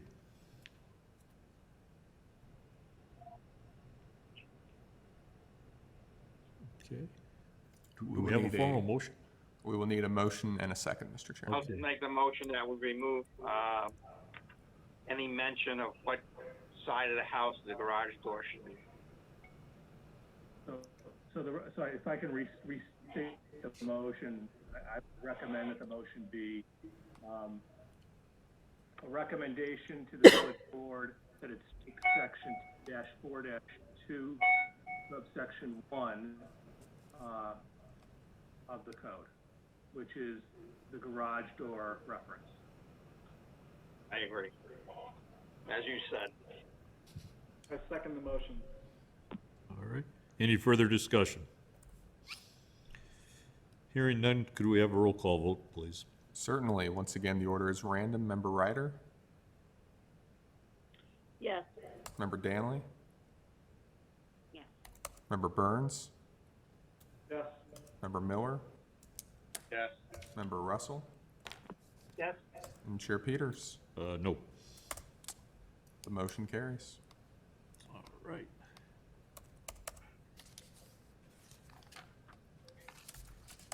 And that is the conclusion of your public hearing for the evening. All right. Agenda item number 5, a workshop regarding accessory dwelling units. Number 4. The memo labeled number 4 is from July. We gave you a second copy for your reference. I apologize. Probably should have made that a bit more clear. Perfect. You confused me on that one. You might not have been the only one, Member Elliott, or Member Miller. I believe I have deceived the majority of the commission this evening. I apologize. More reading material, Glenn. That's all it was. Just trying to use as much paper as possible. I see that. Glenn, can I make a suggestion in the future? Certainly. Do you think certain items are going to be brought up again in the short term? We can just save this paper from the previous meeting instead of having to do it all over again. You just give us a heads up to save it. I will do that. Thank you. Need a motion for that? That's all right. I believe Mr. the consensus is clear. How should we approach agenda item number 5? Well, Mr. Chairman, perhaps I can give a brief introduction and then we can go around the room if you like. All right. So in short, this is, and we'll keep it short to try and keep the balance of our time left for discussion. This is a continuation of this group's July meeting, July workshop about the comprehensive plan, about alternative housing policies, and essentially the different ways that this group, the village, can achieve a goal that's been present since at least the 1997 comprehensive plan, which is to find ways to introduce alternative housing choices in the village, by which we mean alternatives to a typical single-family lot, a typical, a house that, generally speaking, in recent memory, is built to the maximum bulk capacity of the lot allowed by the village's regulations. You'll remember we talked about different choices from that July memo. We talked about, you could do traditional large lot subdivisions, or not large lot, excuse me, large subdivisions, incremental infill, accessible design for new houses that are built that are still houses but are more accessible to these populations. We talked about a few choices. We also narrowed in a bit specifically about the idea of accessory dwelling units as we look, at sort of this population, if you would, that we're trying to provide alternatives for, as we look at the needs of residents and homeowners in our village, trying not to rely too much on one policy to get us all the way there, but also trying to find creative policies that meet these needs, that support our single-family neighborhoods. For context, the last context I'll say, as you remember this, is we're pretty sure, that if you look from 1997 to now, your scorecard, if you would, on alternative housing is -2. When Block 4 was redeveloped, you lost 2 ground floor apartments. When Block 1 was redeveloped, there was the chance to introduce those. That wasn't realized. Again, we're trying to figure out what steps we can take from a planning perspective and from a policy perspective to make the next years look different than these last ones. With that said, one of perhaps the low-hanging fruit and one that has some maybe sense of urgency, just with current interest and also with current events, is this idea of accessory dwelling units. Again, supporting existing homes, supporting existing homeowners, giving people options for older family members, options for economic reasons, options for perhaps guests, students, or others. Of course, short-term rentals cannot be conducted in such a building under the village's current regulations. These would have to be for more permanent residents. With that said, we gave you some statistics. You might remember that member Murray asked specifically about the idea of what's changed in this COVID world. So that's still to be decided. The jury's still out there. So we did the best we could as far as how that would inform your decision. There's some abstraction, some conjecture, but we tried. And we also, I would say more importantly, tried to look at recent information in the last few years, more general, true in a pandemic or outside a pandemic, that can inform your decision making about who this benefits and how these would be used. There's a lot of background. I hope perhaps you had a chance to review it. We also provide you a current inventory of about 20 structures in the village, or 20 properties at least, that are pretty close to being ADUs, pretty close to being able to be used like this, most of which are in the village's estate districts. But the principal part of this, what we wanted to focus on tonight, was a draft essentially of if you were to permit ADUs in the village, what would those regulations look like? And really, without getting quite to the nitty-gritty of an ordinance, trying to have something concrete we can work with, we can take a few action items from, and really see if we have a consensus on many of these issues and see what things may need to be carried over to a subsequent workshop or perhaps to a public hearing if we're close. I'll mention, if this continues, we do have some options for more technical resources, assistance, as far as maybe some more real-world examples, some architectural examples. Just wanted to put out there that that's a choice. So I'll go through these point by point very briefly, and then we can have some room for discussion. Purpose, I hope I described, trying to support our neighborhoods, support housing choices, support the village's historic resources, and ensure that those stay economically and from a living perspective relevant. A definition, some what I would call first generation ordinances from different communities focus narrowly on the idea of a coach house. So you have a garage, you have a living unit above, it's in the back. Most of the more recent ordinances you've seen and what we've laid out for you is a very permissive ordinance as far as form. In part because we have restrictive bulk regulations, more so than many other communities that engage in this.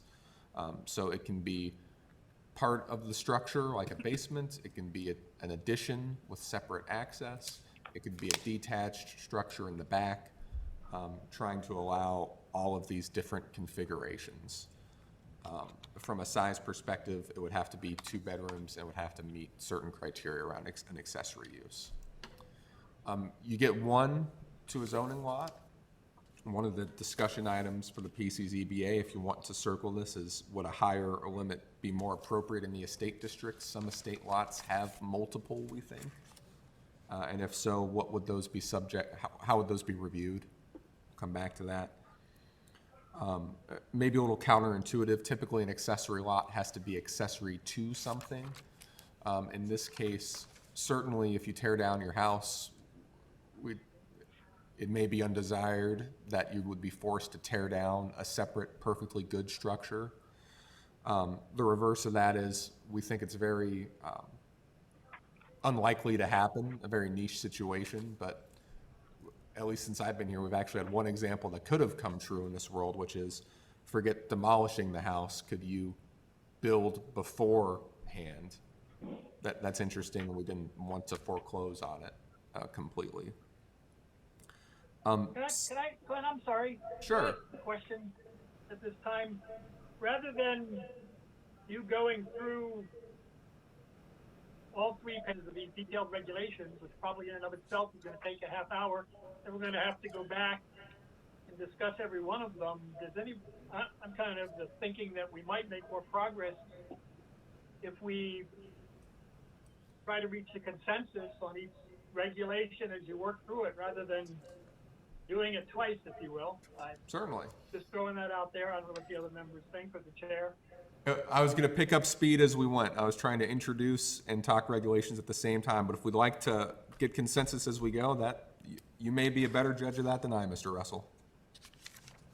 I'm asking the board's opinion.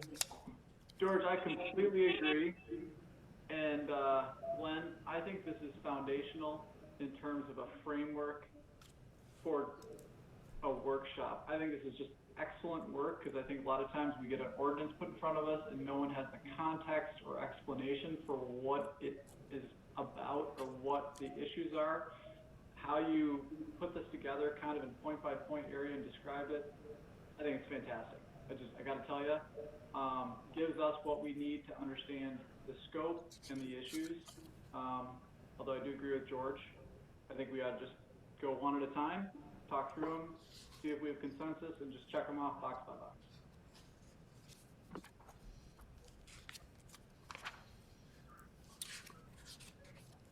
And that's just my 2 cents. Everybody else can chime in. Yeah, I'm not opposed to the approach. I think that would be a reasonable way of addressing this. We want to make a motion?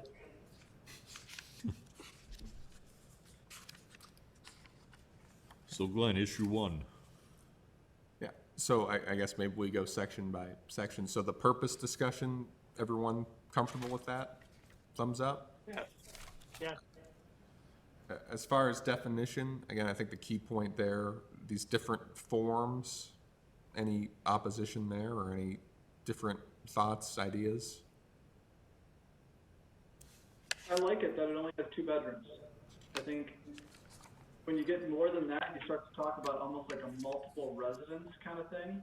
And that's not what we're talking about. We're talking about an accessory unit. So I really do like that kind of definition as it stops at 2 bedrooms from my perspective.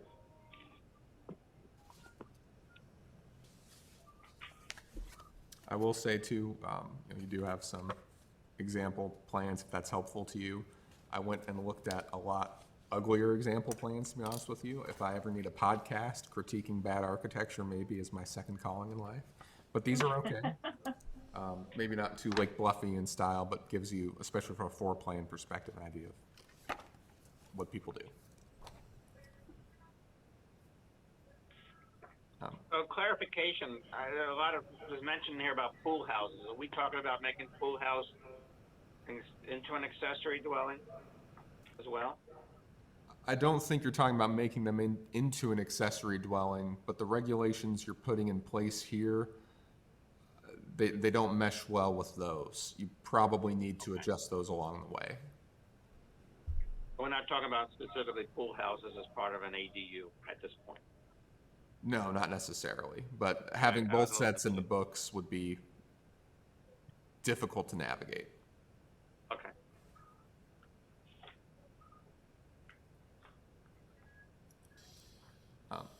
If there weren't any other questions on number, and then we'll keep catching up. So one per lot, and then I would open it to the group if there's any desire for more in the estate districts. I'm in favor of keeping it at one per lot. You give a developer an opening, they will take it. I agree. It'll turn out to be like a campsite if you do more than one. One per lot makes sense to me. That's assuming that the FAR is not exceeded. That's correct. Correct.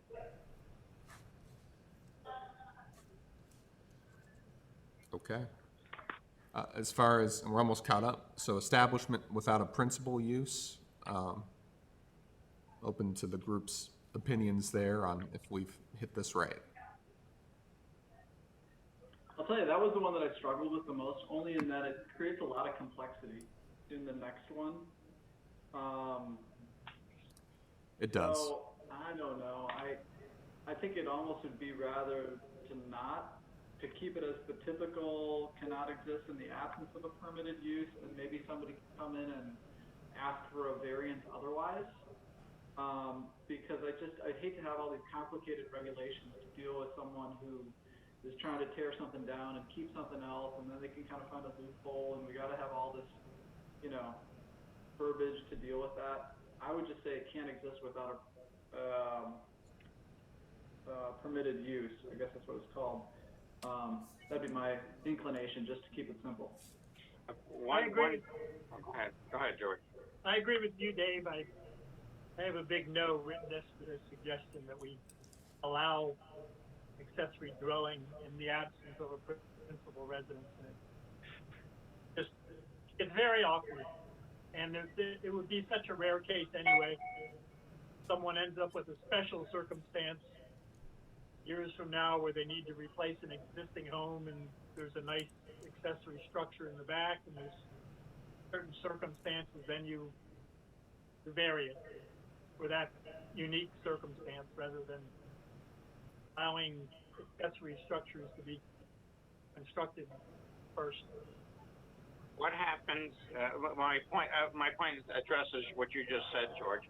If somebody has a lot and there's a garage on it, it does have a bedroom and so forth up there, would we make them go through the machinations of a special use or a variance if we know that they're already had committed to building a house?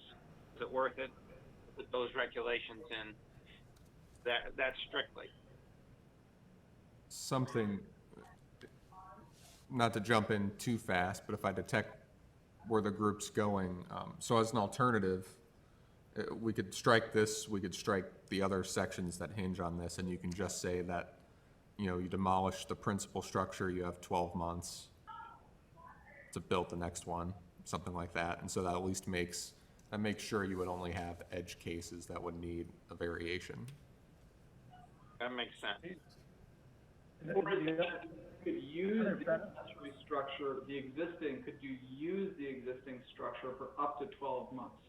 So for example, you have a garage and there's an in-law suite above it, you've established it as an ADU, someone's living there, and you decide to tear down the principal structure. Could you theoretically use that for up to 12 months without the principal structure, knowing that you're going to be rebuilding a principal, but you just don't want it hanging around beyond that? Because I don't think they should have to tear down the accessory structure. I think to me it's a question of, can it exist on its own independently? And I would be okay with it for a period of time, maybe, as long as it's safe. If you're rebuilding a house, I don't think you want people using it anyway, just from a safety perspective. So at the very least, I put a timeline to it, but my tendency is more to say, when there is no principal structure, you can't use it. And then the idea would be that you'd rebuild a principal structure, and if you had to take a year off, you'd take a year off, something like that. Because the people in the main house are going to have to find a new residence temporarily anyway. I don't know, I'd kind of be open to both, but I certainly wouldn't want them to tear down the accessory structure. I just don't know if you'd be able to use it as such during that period. I kind of agree, maybe putting a time frame on it. 12 months Yeah. is reasonable to build a house.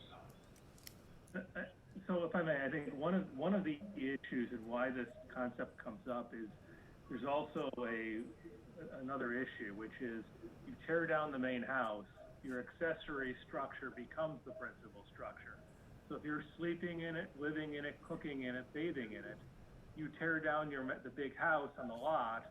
You may not be able to reconstruct that big house as long as that unit's there, because you already have the principal structure. So part of this definitional issue that you're kind of addressing is conceptually is, if you want to keep it, should you be able to build another house back up on the property, or do you lose the chance to have a normal sizable house? So that's kind of what we're addressing.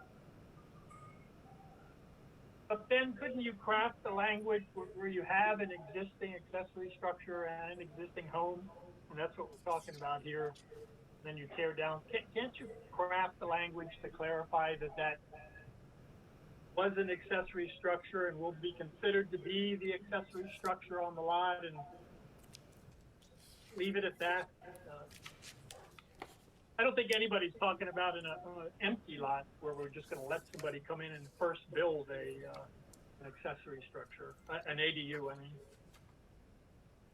Right, I mean, what they would build would be the principal structure, so the moment they build it. So I think the idea of having a sunset saying that if you tear down the main house, you can, designate this an accessory structure so long as you rebuild the house within 12 months works. I'm okay with that. I mean, part of it is you want to clarify so what the expectations are, and you also don't want somebody tearing down a house and then realizing they created a huge problem because they knocked down their 5-bedroom house and now they're stuck only with a 2-bedroom garage. And so they'll be back before you with amendments, and we'd have a problem. So I think that 12-month structure works, and we can work on a definitional or designation issue so that way we effectuate the policy you want. Yeah, that certainly seems reasonable, Ben.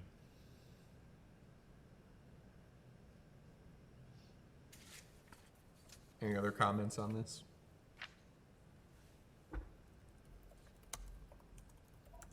Okay. As far as size, getting into more traditional concepts. So again, we tried to, our philosophy here mostly was, with one exception that we'll talk about, let the village's bulk regulations, which are relatively stringent, control. There's a minimum size requirement, which is, this is consistent with many other towns, is very small. If you look towards the back, it is 220 square feet. So very compact, again, bearing in mind that, let's say you have a single car garage, that's 220 on the second floor without exceeding the footprint. So you wouldn't want to go too much smaller, but we didn't want to govern too much there.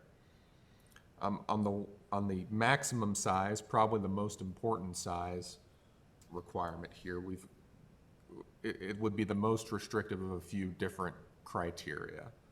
So the first is, again, these are accessory structures. We want them to be accessory to a house. So we want them to be a certain maximum size of the house. 50 is a common number. Playing with the numbers, we gave you 40% as a rule of thumb. So essentially that would only limit houses smaller than 2,500 square feet, which is, I don't know if that's the median size in the village, but certainly there are many, even on small lots, that meet that size requirement. B, you can disregard from our conversation. C, we proposed a maximum, again, thinking in conjunction with A, of 1,000 square feet. There are a few that go a bit bigger than this. I mean, about 1,200 is the ceiling we saw here. Based on our prior conversation, we'll come back to this, but I suspect you would knock out the restrictions on, you would include the estates in that restriction as well. And then D and E, of course, D, the garage area doesn't count for your ADU, and then E, these special calculations applies when we talk about things like high ceilings being more penalized, that would matter. Basements would not be counted in most circumstances. Again, keeping our interpretation of both consistent. Perhaps best we talk about 1 and 2, and then we can talk about 3 after that.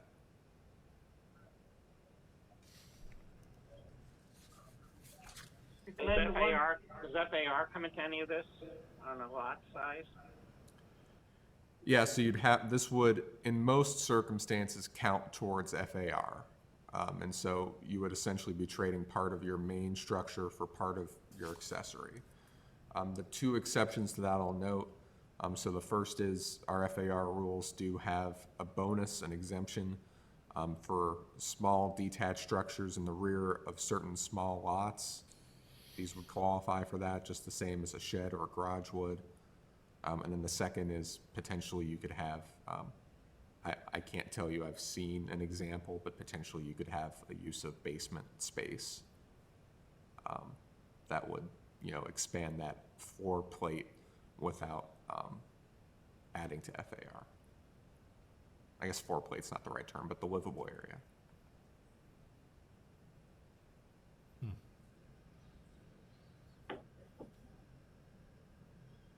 The one provision that I was questioning most in this, under the bullet point number 2 was the C, the 1,000 square feet in gross floor area, except in the country estate E1 and E2 districts, because I just did a quick number for a 1.5 acre lot, which we have plenty of in the village. Someone could, in theory, still comply with that 40% rule. You could have a 6,100 square foot primary home and a 4,000 square foot ADU, and I can just see a builder coming in now, and it would look like there are 4 or 5 bedrooms in that house, but they'd label one a den, and they'd label one a library. So I think we do need to put some sort of cap on the larger zoning districts as well, but I certainly would be in favor of allowing more than 1,000 square feet, because I sense that the ADUs, if they come to exist on some of our, up in our country estate districts, they're gonna wanna build more than 1,000 square feet, but we shouldn't, we need to cap it. We can't let them put up a 4,000 square foot ADU, and simply because the plans show 2 bedrooms. I agree with you, George. In my opinion. I would say somewhere between 1,500 and 2,000. That would be my thoughts, but I do agree with you.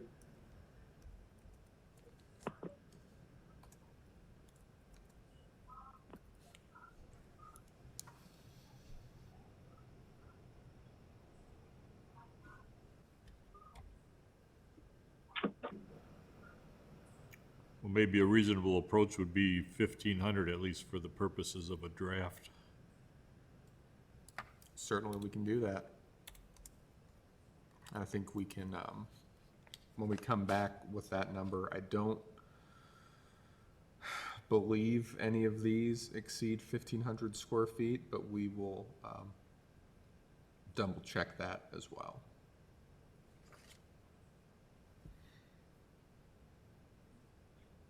I think, Glenn, in item E there, could you clarify your very last phrase, except that subsection B2 shall not apply? And I don't think that's written out for us in the package of information you gave us. So I did dive back into the code, but it appears that subsection B2 is one of those rules regarding when the basement sticks more than 5 feet out of the ground, that you start counting it. this is an old rule that dates back to the problem of the definition of basement, where if someone put the ground floor or lowest floor only 1 foot into the ground, they wouldn't have to count any of that whole structure. And I'm struggling to understand why you would want to remove that requirement here. So B1 is underground structures. B2 is accessory structures. So when you're calculating the floor area for the whole lot, you would include the accessory dwelling unit. But of course, when you're calculating the area of the accessory dwelling unit, it would be illogical to exclude the accessory dwelling unit from the accessory dwelling unit. Do you know what I mean? Okay, maybe, I guess I've got the wrong reference, because are you sure that's the right reference then, B2? I'm looking right at it.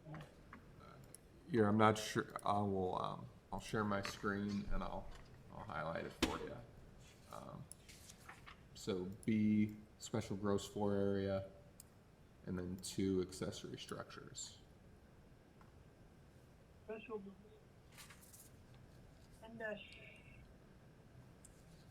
And I don't know which version of the code you're looking at. I know we do have I'm using the old copy. We did switch, our codifier was bought out, so it's possible there might be a typographical error in the new version. okay, yeah, you know, there is a change. I printed this right off of our system today. Okay, so this makes more sense what you're saying here. Yeah, somehow the numbering has changed a little bit. That's good to know, and we will look into that. Again, this switch just happened start of last week, I think, so it's good for us to keep an eye on that.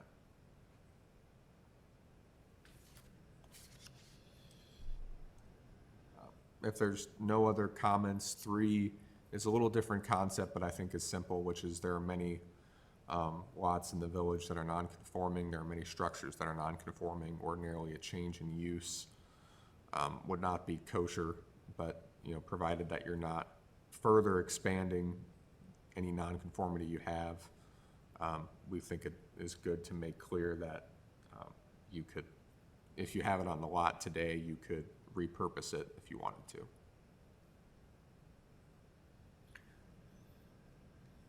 I agree with that.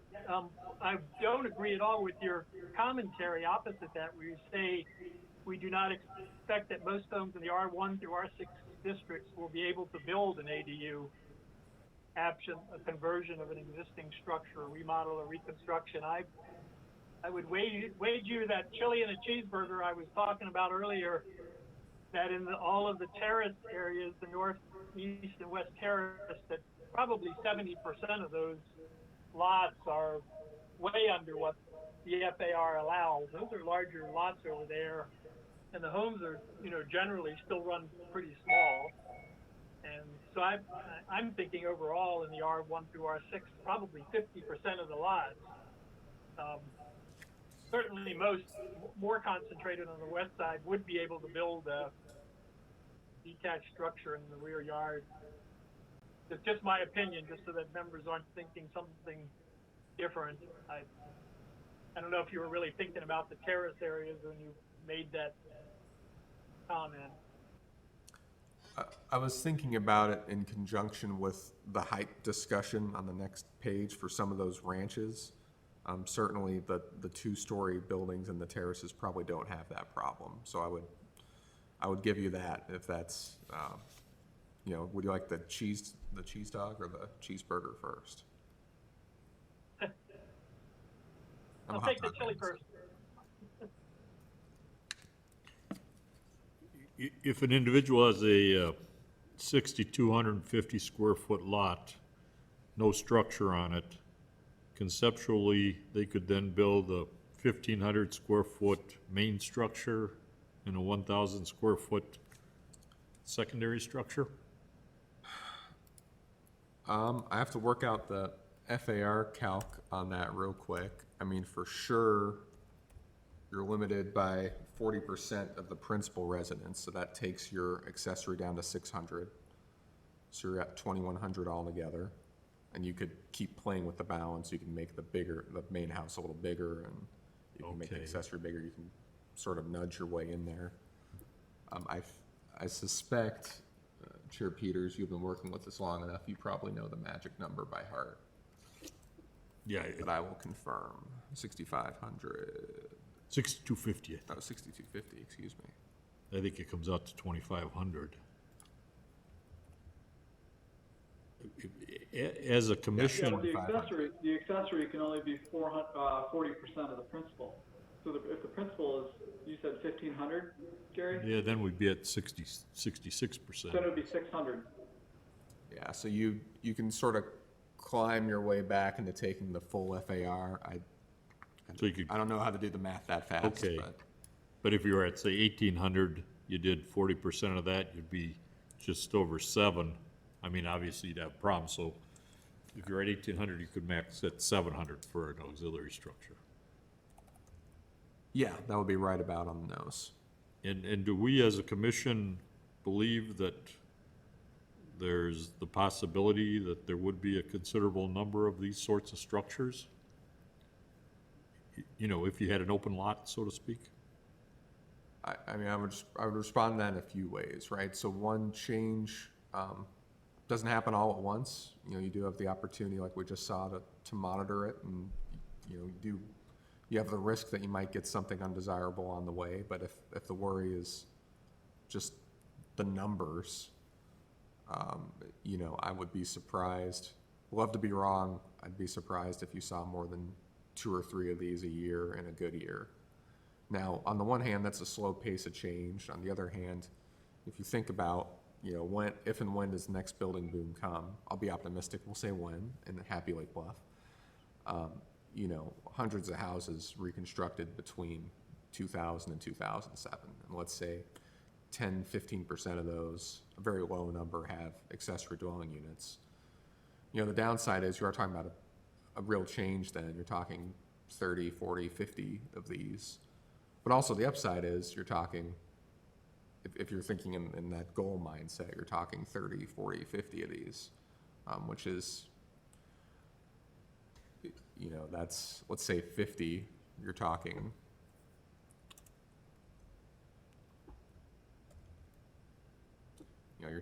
it's a small on a percentage basis. That's, 2% of the village's housing stock. But again, that's a lot compared to our progress towards that goal.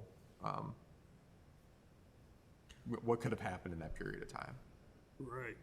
I guess I don't want to derail the discussion. I just conceptually wonder if the village would be ready for that sort of transition. I guess my initial reaction was historically I was not opposed to the estate type lots because I don't think it's going to create any sort of dramatic change. But boy, on a smaller lot, that would be a very dramatic change from a visual perspective. But that's just my preliminary thought. Yeah, Sir Gary, I hear your point, and I think there will be impacts, and I think George brought that up last time with potential parking issues and things like that. I'm not to say that there won't, but if we really are serious about coming up with alternative housing options, I actually think this is one of the more benign approaches than some of the others, especially from a view perspective. If you're taking,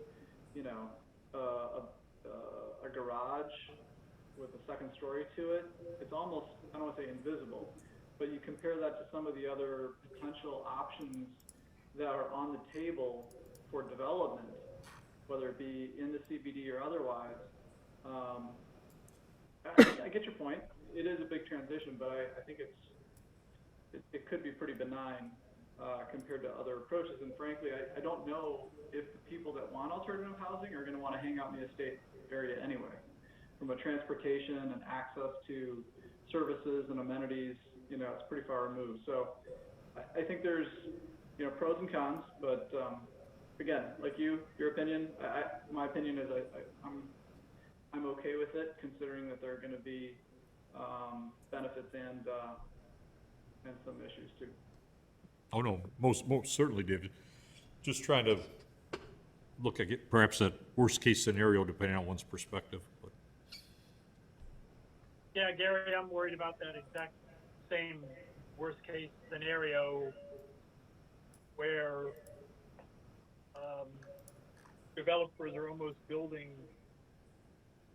they're sort of suggesting to get the ratio just right, and they're really building, end up with a lot of lots that have two homes on them, if you will, and I wrestled with that, and I've come to the conclusion that I think we need to move ahead and then monitor it. You know, if it gets out of control, like any new set, these are substantial changes to our code that we always have the ability to, you know, within 6 weeks between the zoning board and the village board, change the regulations to adopt, you know, to close the loophole if one hears.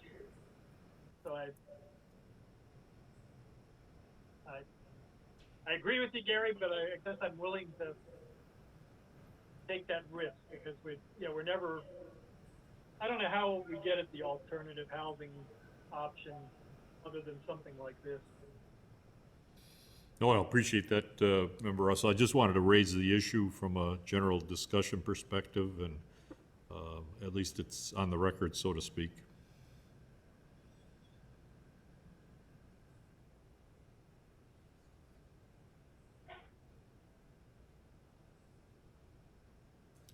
Shall we move on? Certainly. Okay. So again, our concept in drafting this, let bulk be bulk. There's one exception we have to make out of practicality, which is height. A hard limit of 17 feet in the village's residential districts, and so that doesn't really let you get to 2 stories in many cases. You'd be very constrained in doing so. You could do it, but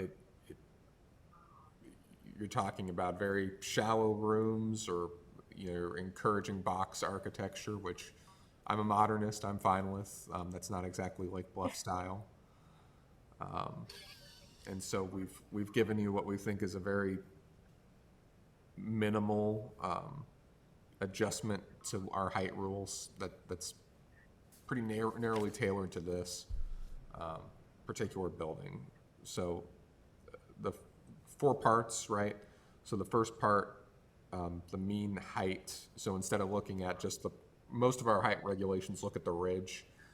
With the mean height, we would finesse it a little bit for particular situations, but essentially at the, halfway up the roof is where you take your height measurement, which encourages sloped residential type roofs, discourages flats. It somewhat discourages, I believe I'm right with my roof shapes here, mansard roofs, I believe mansard. And encourages residential type architecture in residential districts. The second, again, accessory structures are meant to be accessory. Of course, you wouldn't, even if you have something that passes A, you wouldn't let the top ridge exceed the top ridge of the principal structure.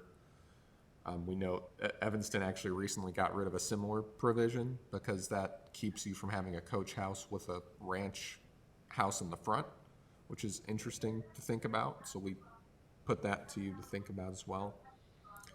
C is true whether or not you write it down, but it doesn't hurt to write it down, which is that it needs to meet the daylight plane from the side lot lines.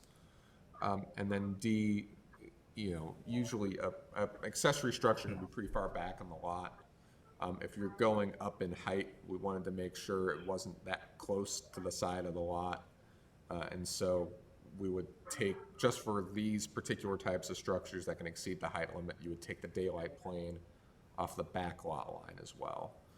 So let's say, again, the slope matters because it's a plane. You have to intersect it before you're in the wrong, and you can put dormers through it and things.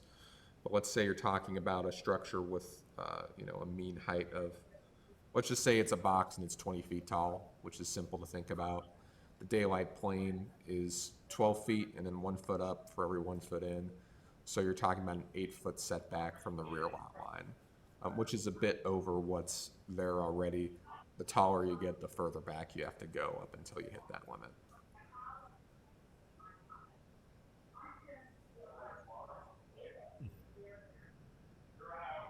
I'll chime in first. The one proposed regulation that I'm very uncomfortable with is the mean height of the structure does not exceed 20 feet. The use of the word or the term mean height, I think that's actually would be very, very liberal, and I think we could have some ridge lines on accessory structures in the backyard that could get up in the 28 to 30 foot range. And if you side load a garage in the rear yard and with a gable roof, in the daylight plane exception with that 20-foot limit to the side of a gable roof, Glenn, we could have 5 feet off of somebody's rear lot line a wall that has a ridge that goes up close to 30 feet. And I'm very uncomfortable with that. That would have a huge impact on somebody's adjacent rear yard. I mean, that would really impact the sunlight. I think we need to come down quite a bit on that and maybe have a hard number of around 23 or 24, the ridge. It just, the way it's written, I can crank out several examples for you where someone could comply with these regs, and man, there would be a really tall structure in that backyard with this mean height, approaching it from a mean height. I think we need to really think about that one and bring some examples back to the board maybe. But on the other hand, you're probably going to be surprised, I really don't object to what Evanston just did. I think it was Evanston you referenced where, I don't know that if there's a ranch home sitting out front that we necessarily have to limit the site of that coach house in the back to that exact same, and there's a lot of ranch homes that only have a 19 or 20-foot height, and as you point out, that's going to be, at that height limit restriction, it's going to be very difficult to put an accessory structure in the backyard. So on one hand, I think A needs to be tightened, but I think B, at least in my opinion, if A is at the right height, B can go away. Just my opinion.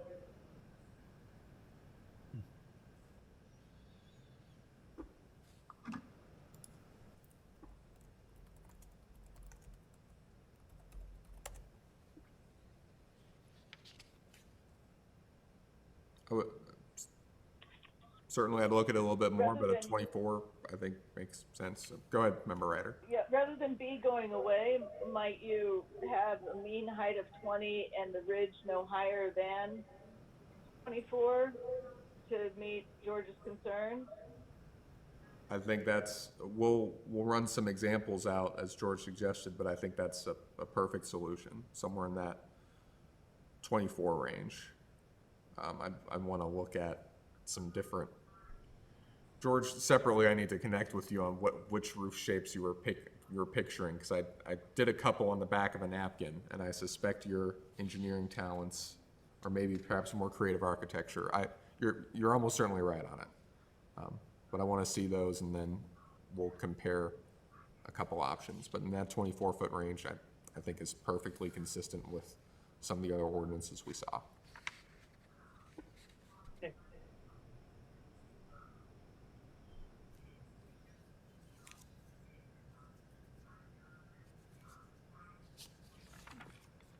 I have no additional comments, by the way, in case we want to move on. Or anybody else?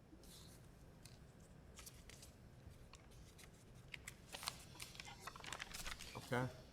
The next one, conversions. This is a restatement of something under size. I'll move on unless there's another comment to be made in this form. As we're getting to the last couple sections, we're getting really into the three stickiest issues. We saved the best for last. And for this, I'll say, I'll refer a little bit to this report by ULI that was included with your packet. Obviously, this is for Chicago, which is not a comparable to Lake Bluff. I would say that the list of people that worked on this, they have pretty impressive resumes. I can tell you the village retains one as a consultant from time to time, and I think we pay more per hour for him than for Mr. Schuster. So I am hesitant to disregard this either for being a product of Chicago.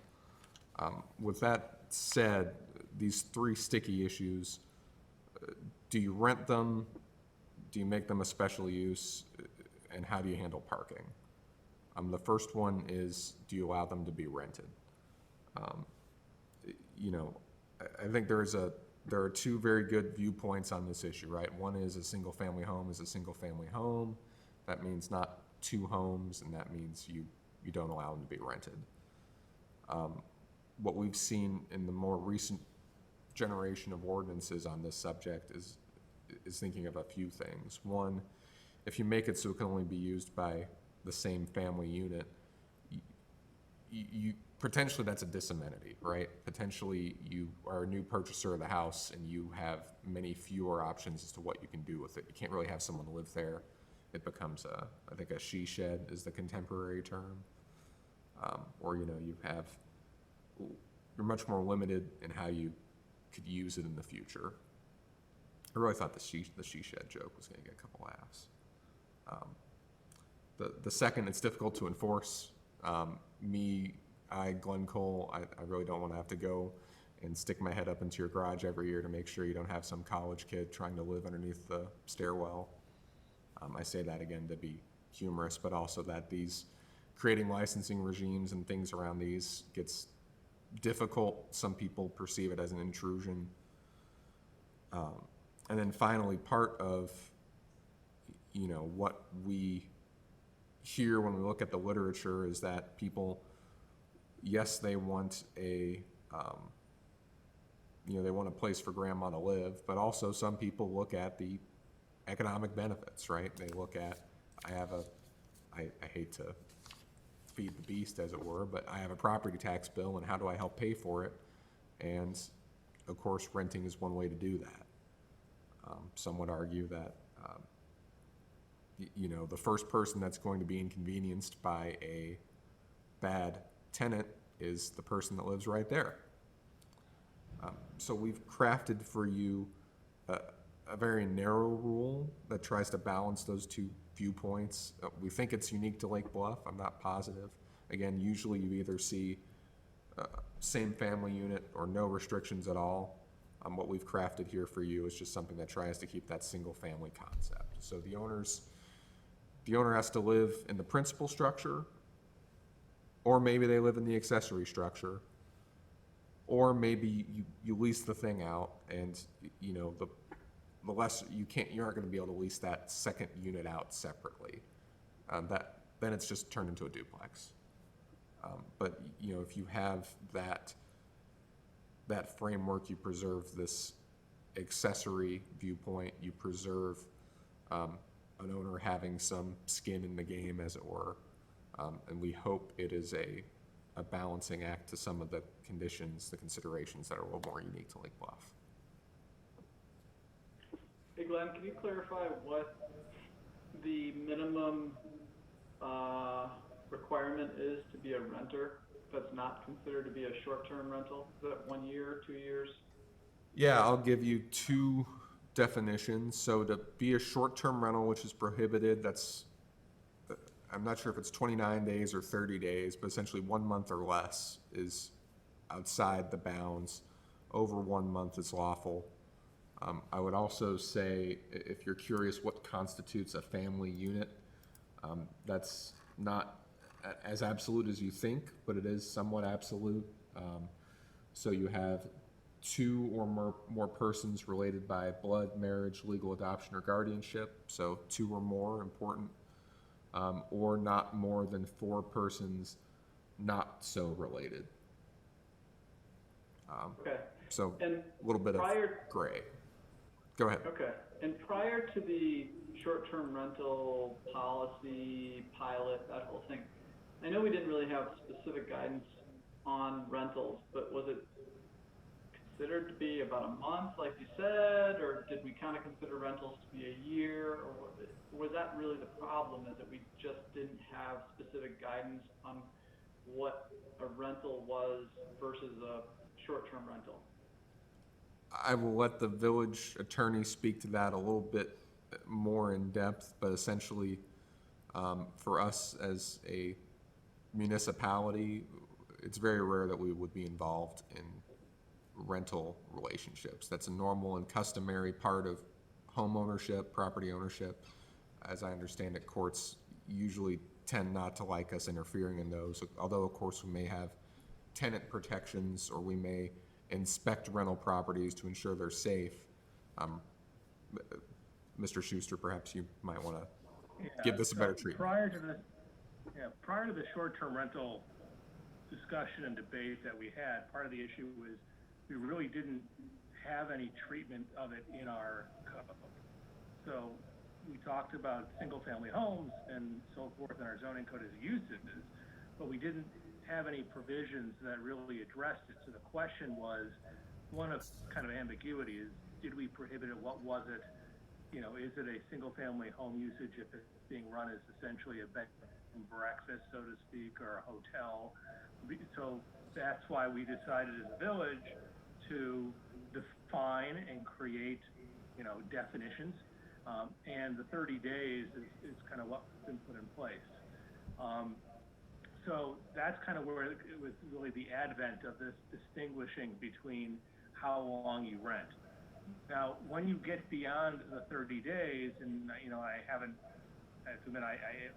looked at it in quite some time, so where you can draw the line, but at a certain point, it becomes harder, you know, legally to distinguish between regulations that prohibit living in an area where you're not just a transient visitor, but instead you're renting, whether it's 6 months versus a year, and you know, and I don't know that you want to get into regulating that, but that's kind of where the genesis of the short-term rental came from, where complaints that the village is receiving, these people were doing this and renting out homes all the time. So, I think that from your perspective, the biggest question is the relationship. Should there be a relationship between the principal structure, the primary home, and the accessory ADU? Is that, or do you want to allow people just to rent out the rooms above their garages? You know, and that's fine, and that's a policy decision on what you want. And then if you do want to require some sort of, allow rentals, I think to prevent the short-term rental issue from coming, you would be probably going with allowing rentals, but for more than 30 days. Okay, well, thanks for the clarification. The reason I was asking is, you know, the matrix that you have with the owner-renter piece here, and kind of the thought process that I'm going through is, you know, if we historically, short-term rental aside, have allowed someone to rent a house as a long-term, longish term type thing, which my neighbors have, and I've got various people in my neighborhood that rent out houses for years at a time. You know, it could be a year, it could be whatever. So that seems to be kind of a precedent. We allow renters to rent properties for long periods of time. Then, to me, what would be the harm of having the owner also be on the property? Assuming we're okay with the whole concept of accessory dwelling unit, and it not being a family. I guess if you can't get over the hurdle of this being an outside renter, well then that's I guess the first part. You got to say, hey, are we allowing it to go beyond family? If you're allowing it to go beyond family, then the next piece is, well, certainly someone's going to have to come in from the outside, so are we regulating whether they have to be in the accessory or whether they have to be in the primary? I guess I don't really see a difference in that because we already allow a renter to be in the primary. So you're only saying, well, it's okay for the primary, for the owner to be in the accessory and vice versa. I think it's only a benefit to have the owner be on property. That would be a good thing. I can't see a negative to that considering that we're allowing people to rent out a principal residence by themselves. So I'm kind of looking at it historically and what we allow already from a long-term perspective, and having the owner be on property seems like a good thing. So wrap up, I like the approach, but the premise, from my opinion, is that we're okay with a renter being on property versus just being a family. So I understand that people may not feel the same way, but from my perspective, if we're allowing somebody else to come in and rent it, I'm totally okay with the matrix, and in general, I'm okay with that as well. Yeah, Dave, one more thing, I'm sorry, one more thing. I don't know if a month is, I would be more on the sense of like 6 months to a year, frankly, because I guess I'd want to see these as more of a longer term rental event. And that was kind of why I asked the question about how we define that, because to me, I see these more as longer term type of, you know, college student coming in and renting it for a year, you know, something like that. But I know that's not what's in our regulations right now in terms of definition of short-term rental.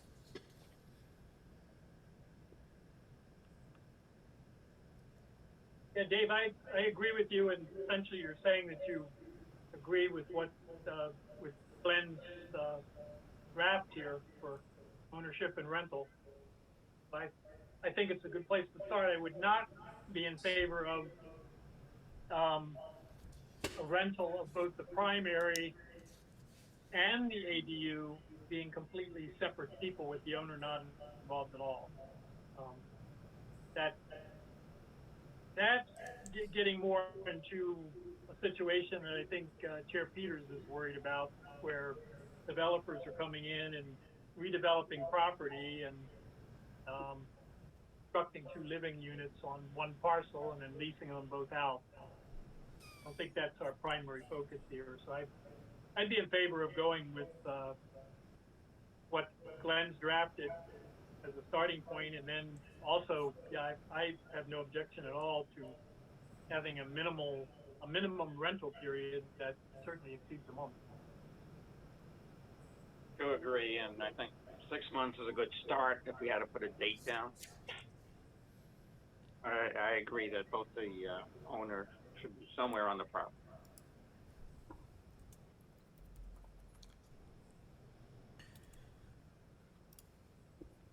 I guess I take a little more restrictive approach on the rental perspective.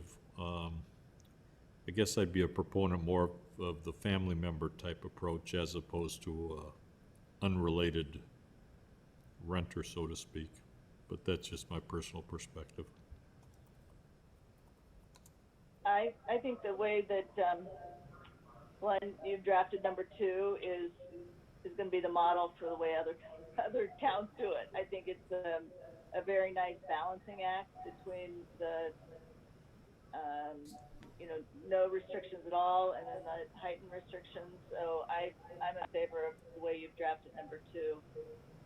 I would not be in favor of expanding the definition of what a renter can be from 30 days to 6 months. I don't know that we want to touch that whole issue again if we can help it. But so I would agree number 1 could be there. I wouldn't change anything about the length of the stay that's considered short term. And I think 2 is ingenious. Well done.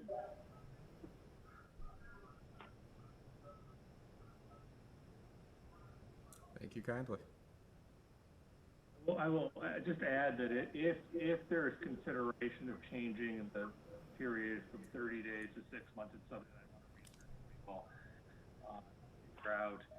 That is something that you would be able to do. There is no doubt that you can distinguish between a renter that stays for less than 30 days versus one that stays for more. You can prohibit the short-term rental under 30 days. there's a question in the law, you know, whether or not it would be arbitrary to start creating minimum rent periods that are, you know, and I don't know where that line is under the Illinois case law, if it's 30 days or 60 days or 90 days or 6 months. But you know, for example, I would think it would be safe to say you could not create a regulation in town that said you can rent, but it has to be for a period of at least 3 years. That would be, you know, held to be arbitrary and not within your authority. So again, if we want to refine this and change it from 30 days to longer, I'm happy to do the research and report back to you. I just think we conflate the issue too much if we go down that path, and it's so valuable, I think, for us to get down the ADU path, that my preference would be to leave one as is and not try to expand that definition. If others still feel differently, of course, it would be interesting to hear what Ben has to say about the law. I just note that month-to-month rentals are, you know, commonplace, right? In most states, I'm not sure about Illinois, but if you have no contract at all, it's considered a month-to-month lease, and that's sort of the standard from which the basis on which it makes sense to me, and maybe that's the basis on which, Ben, you're certain that 30 days is sufficient, but 30 days is permissible restriction, but others might not be. In any event, I would just like to stay away from the third rail and not intertwine these issues. We could when we get into hearings on this, because we can kind of poll the people who speak and see what the consensus in the village is at that time as well. Yeah, it's a Pandora's box that I'd rather not open on that particular issue. But if people are really pushing back on rentals at all, that might be a backup position. But I feel strongly that we need to allow rentals if we want to keep people. I don't think there's any argument about allowing rentals. I think we all agree to that. It's just the length of time, and that's something we can work on, I suppose, in the future. Right.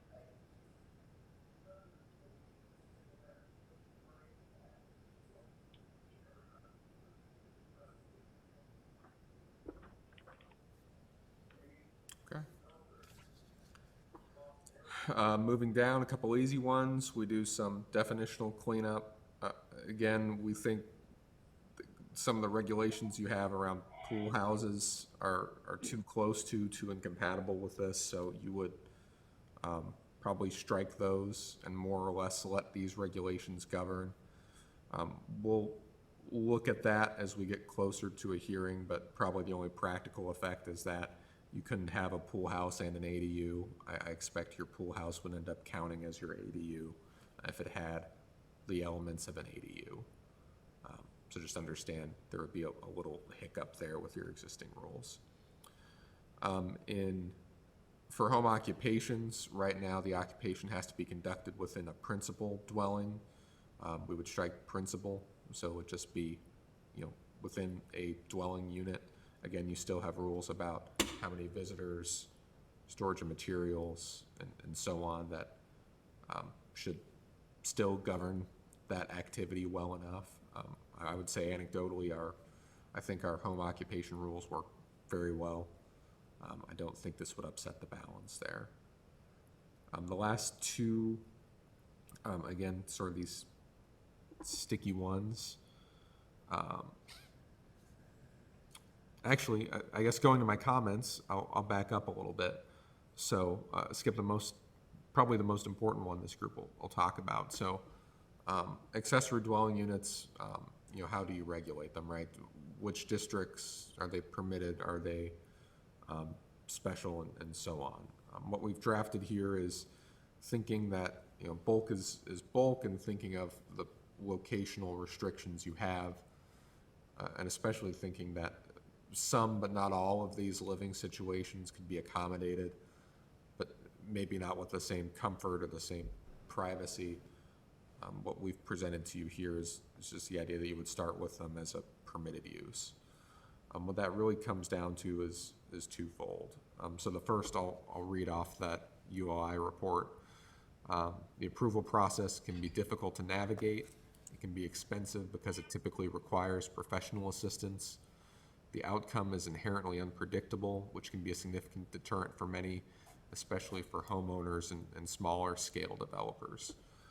So if you assume, to use the framework of Member Russell, that developers will be attracted to this to some extent, not to say that this group would be deceived, of course, but you've created a favorable playing field, right? You've created a review mechanism where the developer's sophistication and outside counsel and resources probably,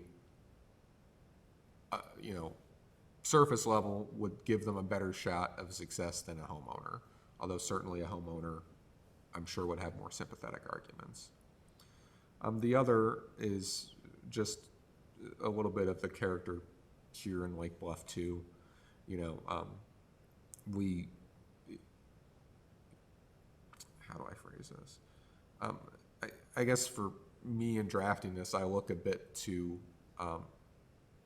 other examples in the village, right? We have an accessory chicken ordinance, right? You can keep chickens on your lot.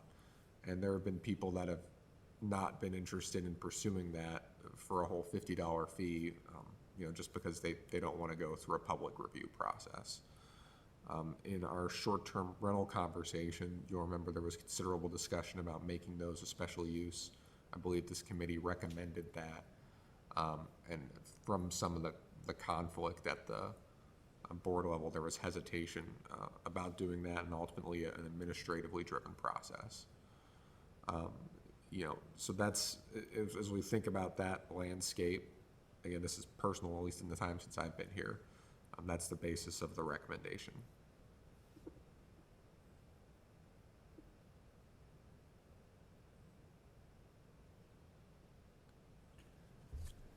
So the inclination is for permitted use as opposed to special use. That's at least what we have drafted here. If you would make it a special use, that's one stroke of the pen. Yeah, I might be in a minority, but I'm a little reluctant to go with permitted, at least during this dialogue stage. I guess I just enter the whole discussion with trepidation and looking how a neighborhood could be adversely impacted, depending on how the facts play out. But I think with a special use, we've got that additional control, and we can more critically evaluate the proposal. Just a thought.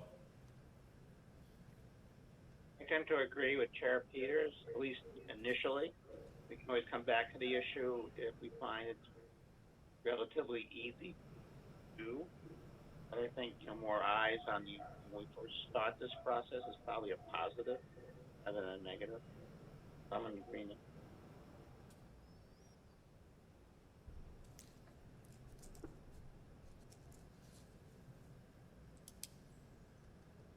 I guess I'm going to issue the contrary opinion here. Normally, I view myself as one of the more conservative members, but I actually think we should start with it being a permitted use. I think if we stick to our guns, making sure that these changes as they occur on the lot comply with all the other regulations, particularly the impervious surface regulations. And Glenn, I think we're going to ask, we're probably going to need to take a look at the trees regulations and some of the terminology. I know we have new construction and a tree that falls within the perimeter of a new foundation of the house doesn't get charged as much, and there's language in there that I think we need to tighten up relative to this ADU issue. At least it's worth a look.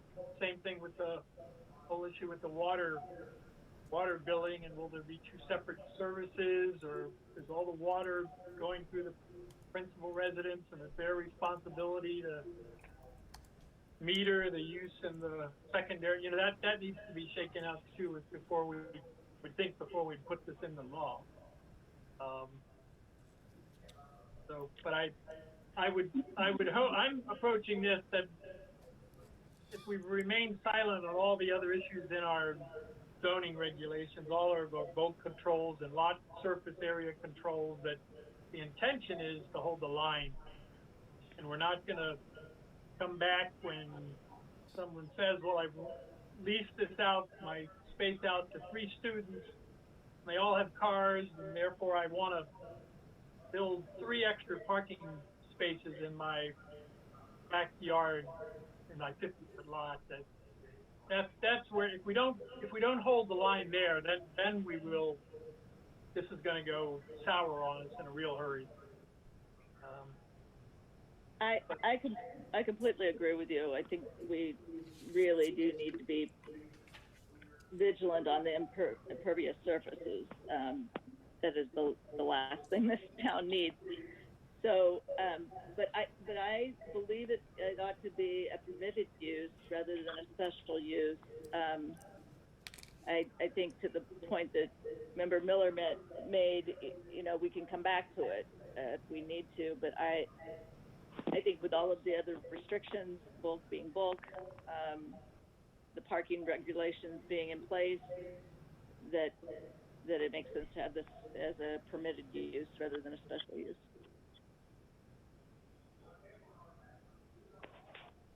So I believe it should be a permitted use. I feel, I mean, it's not to say I'm not open-minded, but I feel pretty strongly about it. And the reason is because this is such a high priority for our village. It's been in the comprehensive plan since '97, in some verbiage. It's been in the the survey that we put out, and we've already done this in the business district to take special use permits and move them to permitted uses because we feel the need to push in that direction. We know that the burden and the hindrance that a special use permit does provide on applicants, and we know that it pushes people away. And I think, as George mentioned, if we draft the ordinance correctly with the right restrictions, I mean, that's the intention of the ordinance, is to provide enough guidance to have it go the way we want to go. And I think this is something that we want to happen.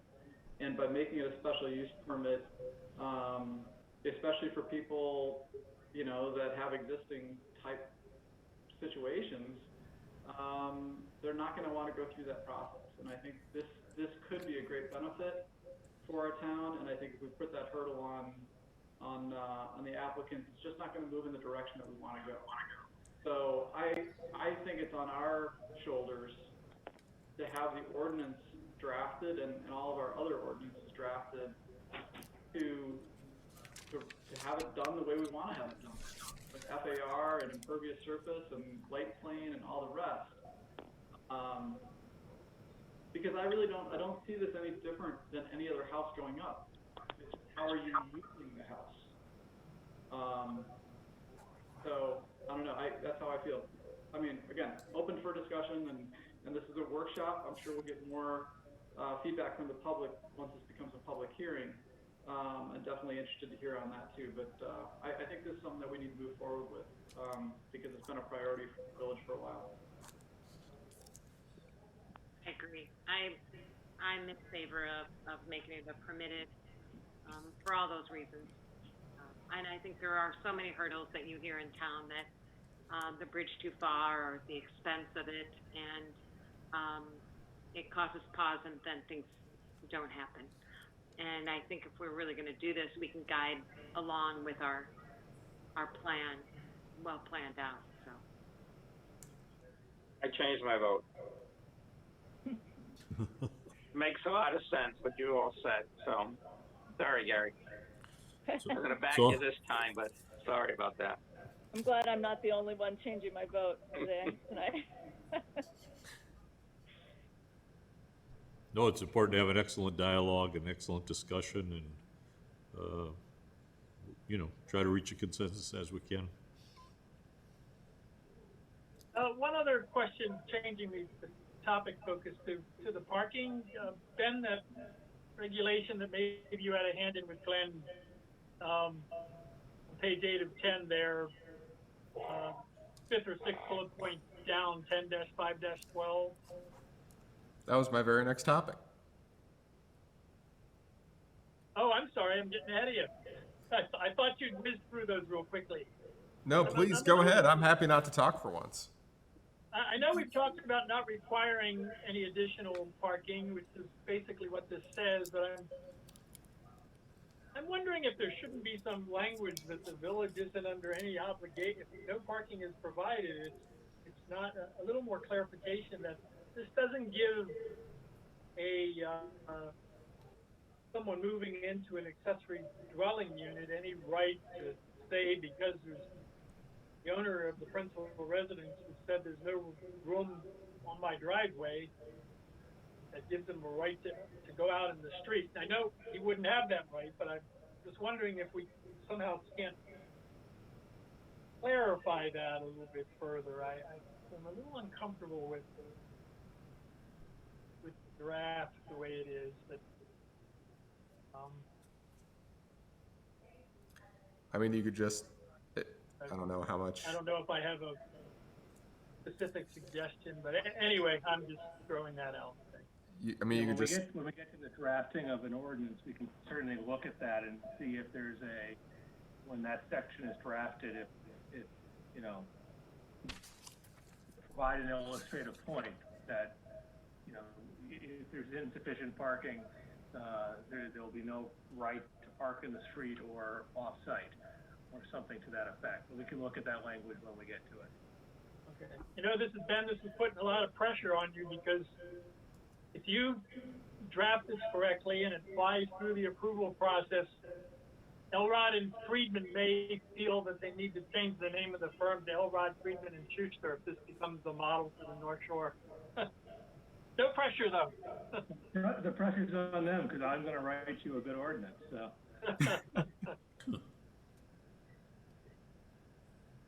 So anyway, I don't know if we're wrapping up, Glenn, but I'd be in favor, since there are a number of questions. I'd like to have another workshop. I know we want to move it forward, but I'd really like the group under a workshop setting to see the actual draft of the ordinance before we bring it for a public hearing, because we've asked you for some more information in some areas, and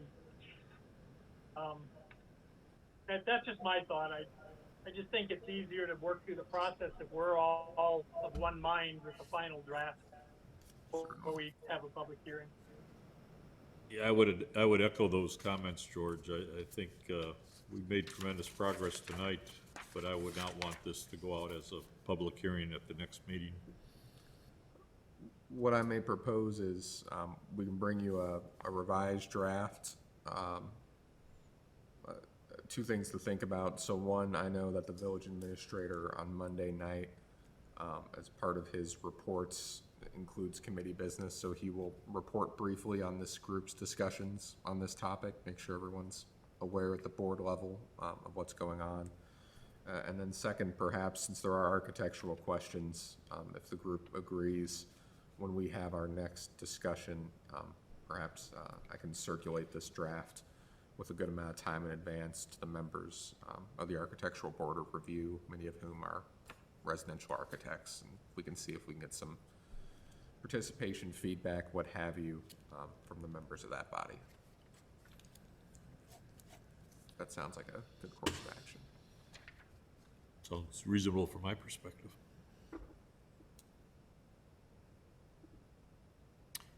Okay. Any further discussion on this topic tonight?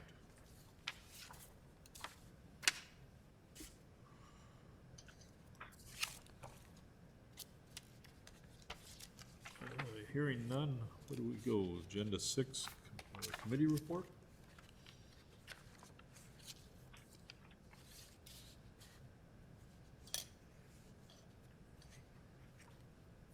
Oh, committee reports, or? Yeah,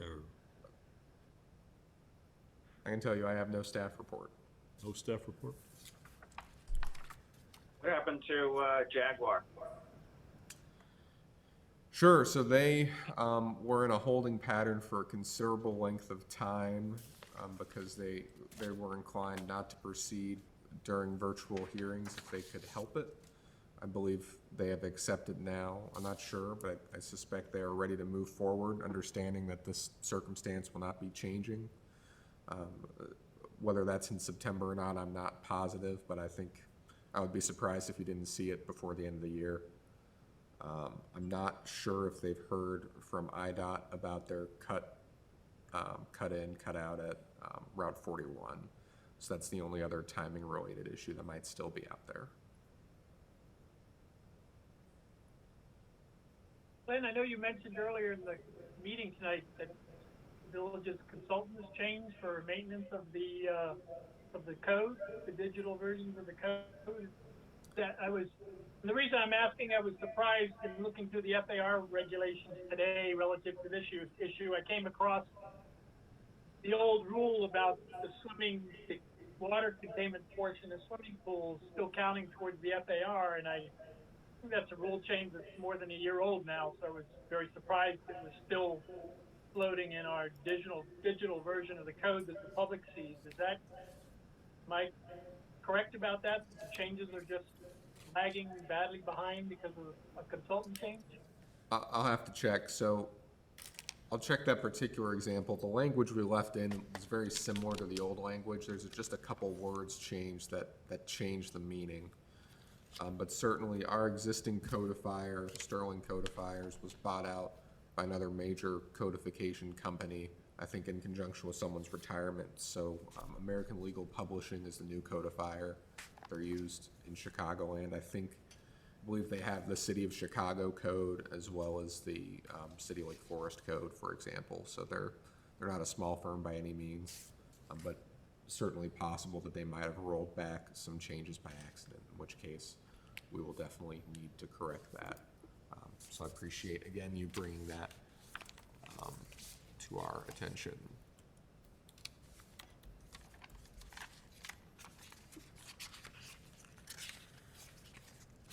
All right. Any other questions or comments from the group? Well, we could ask Sam Badger's old question. What's the update on Stonebridge? The village remains in litigation. There are no new applications.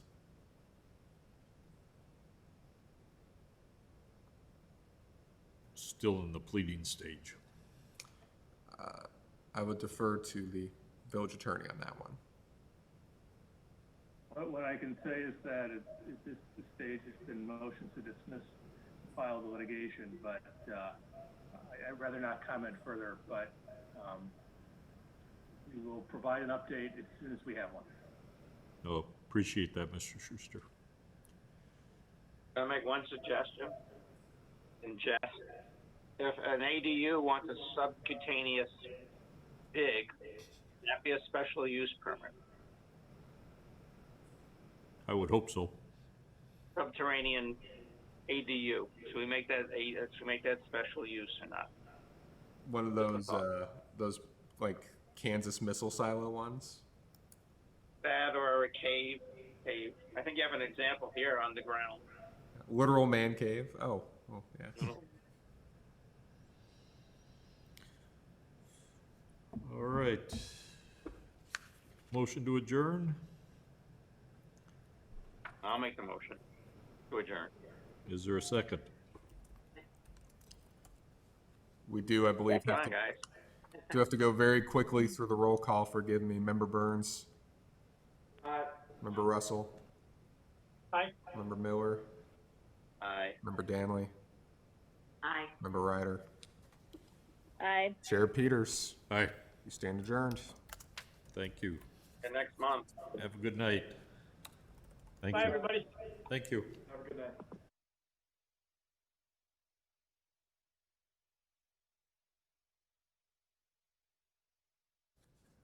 I just want to make sure we are completely Oh, yeah. off the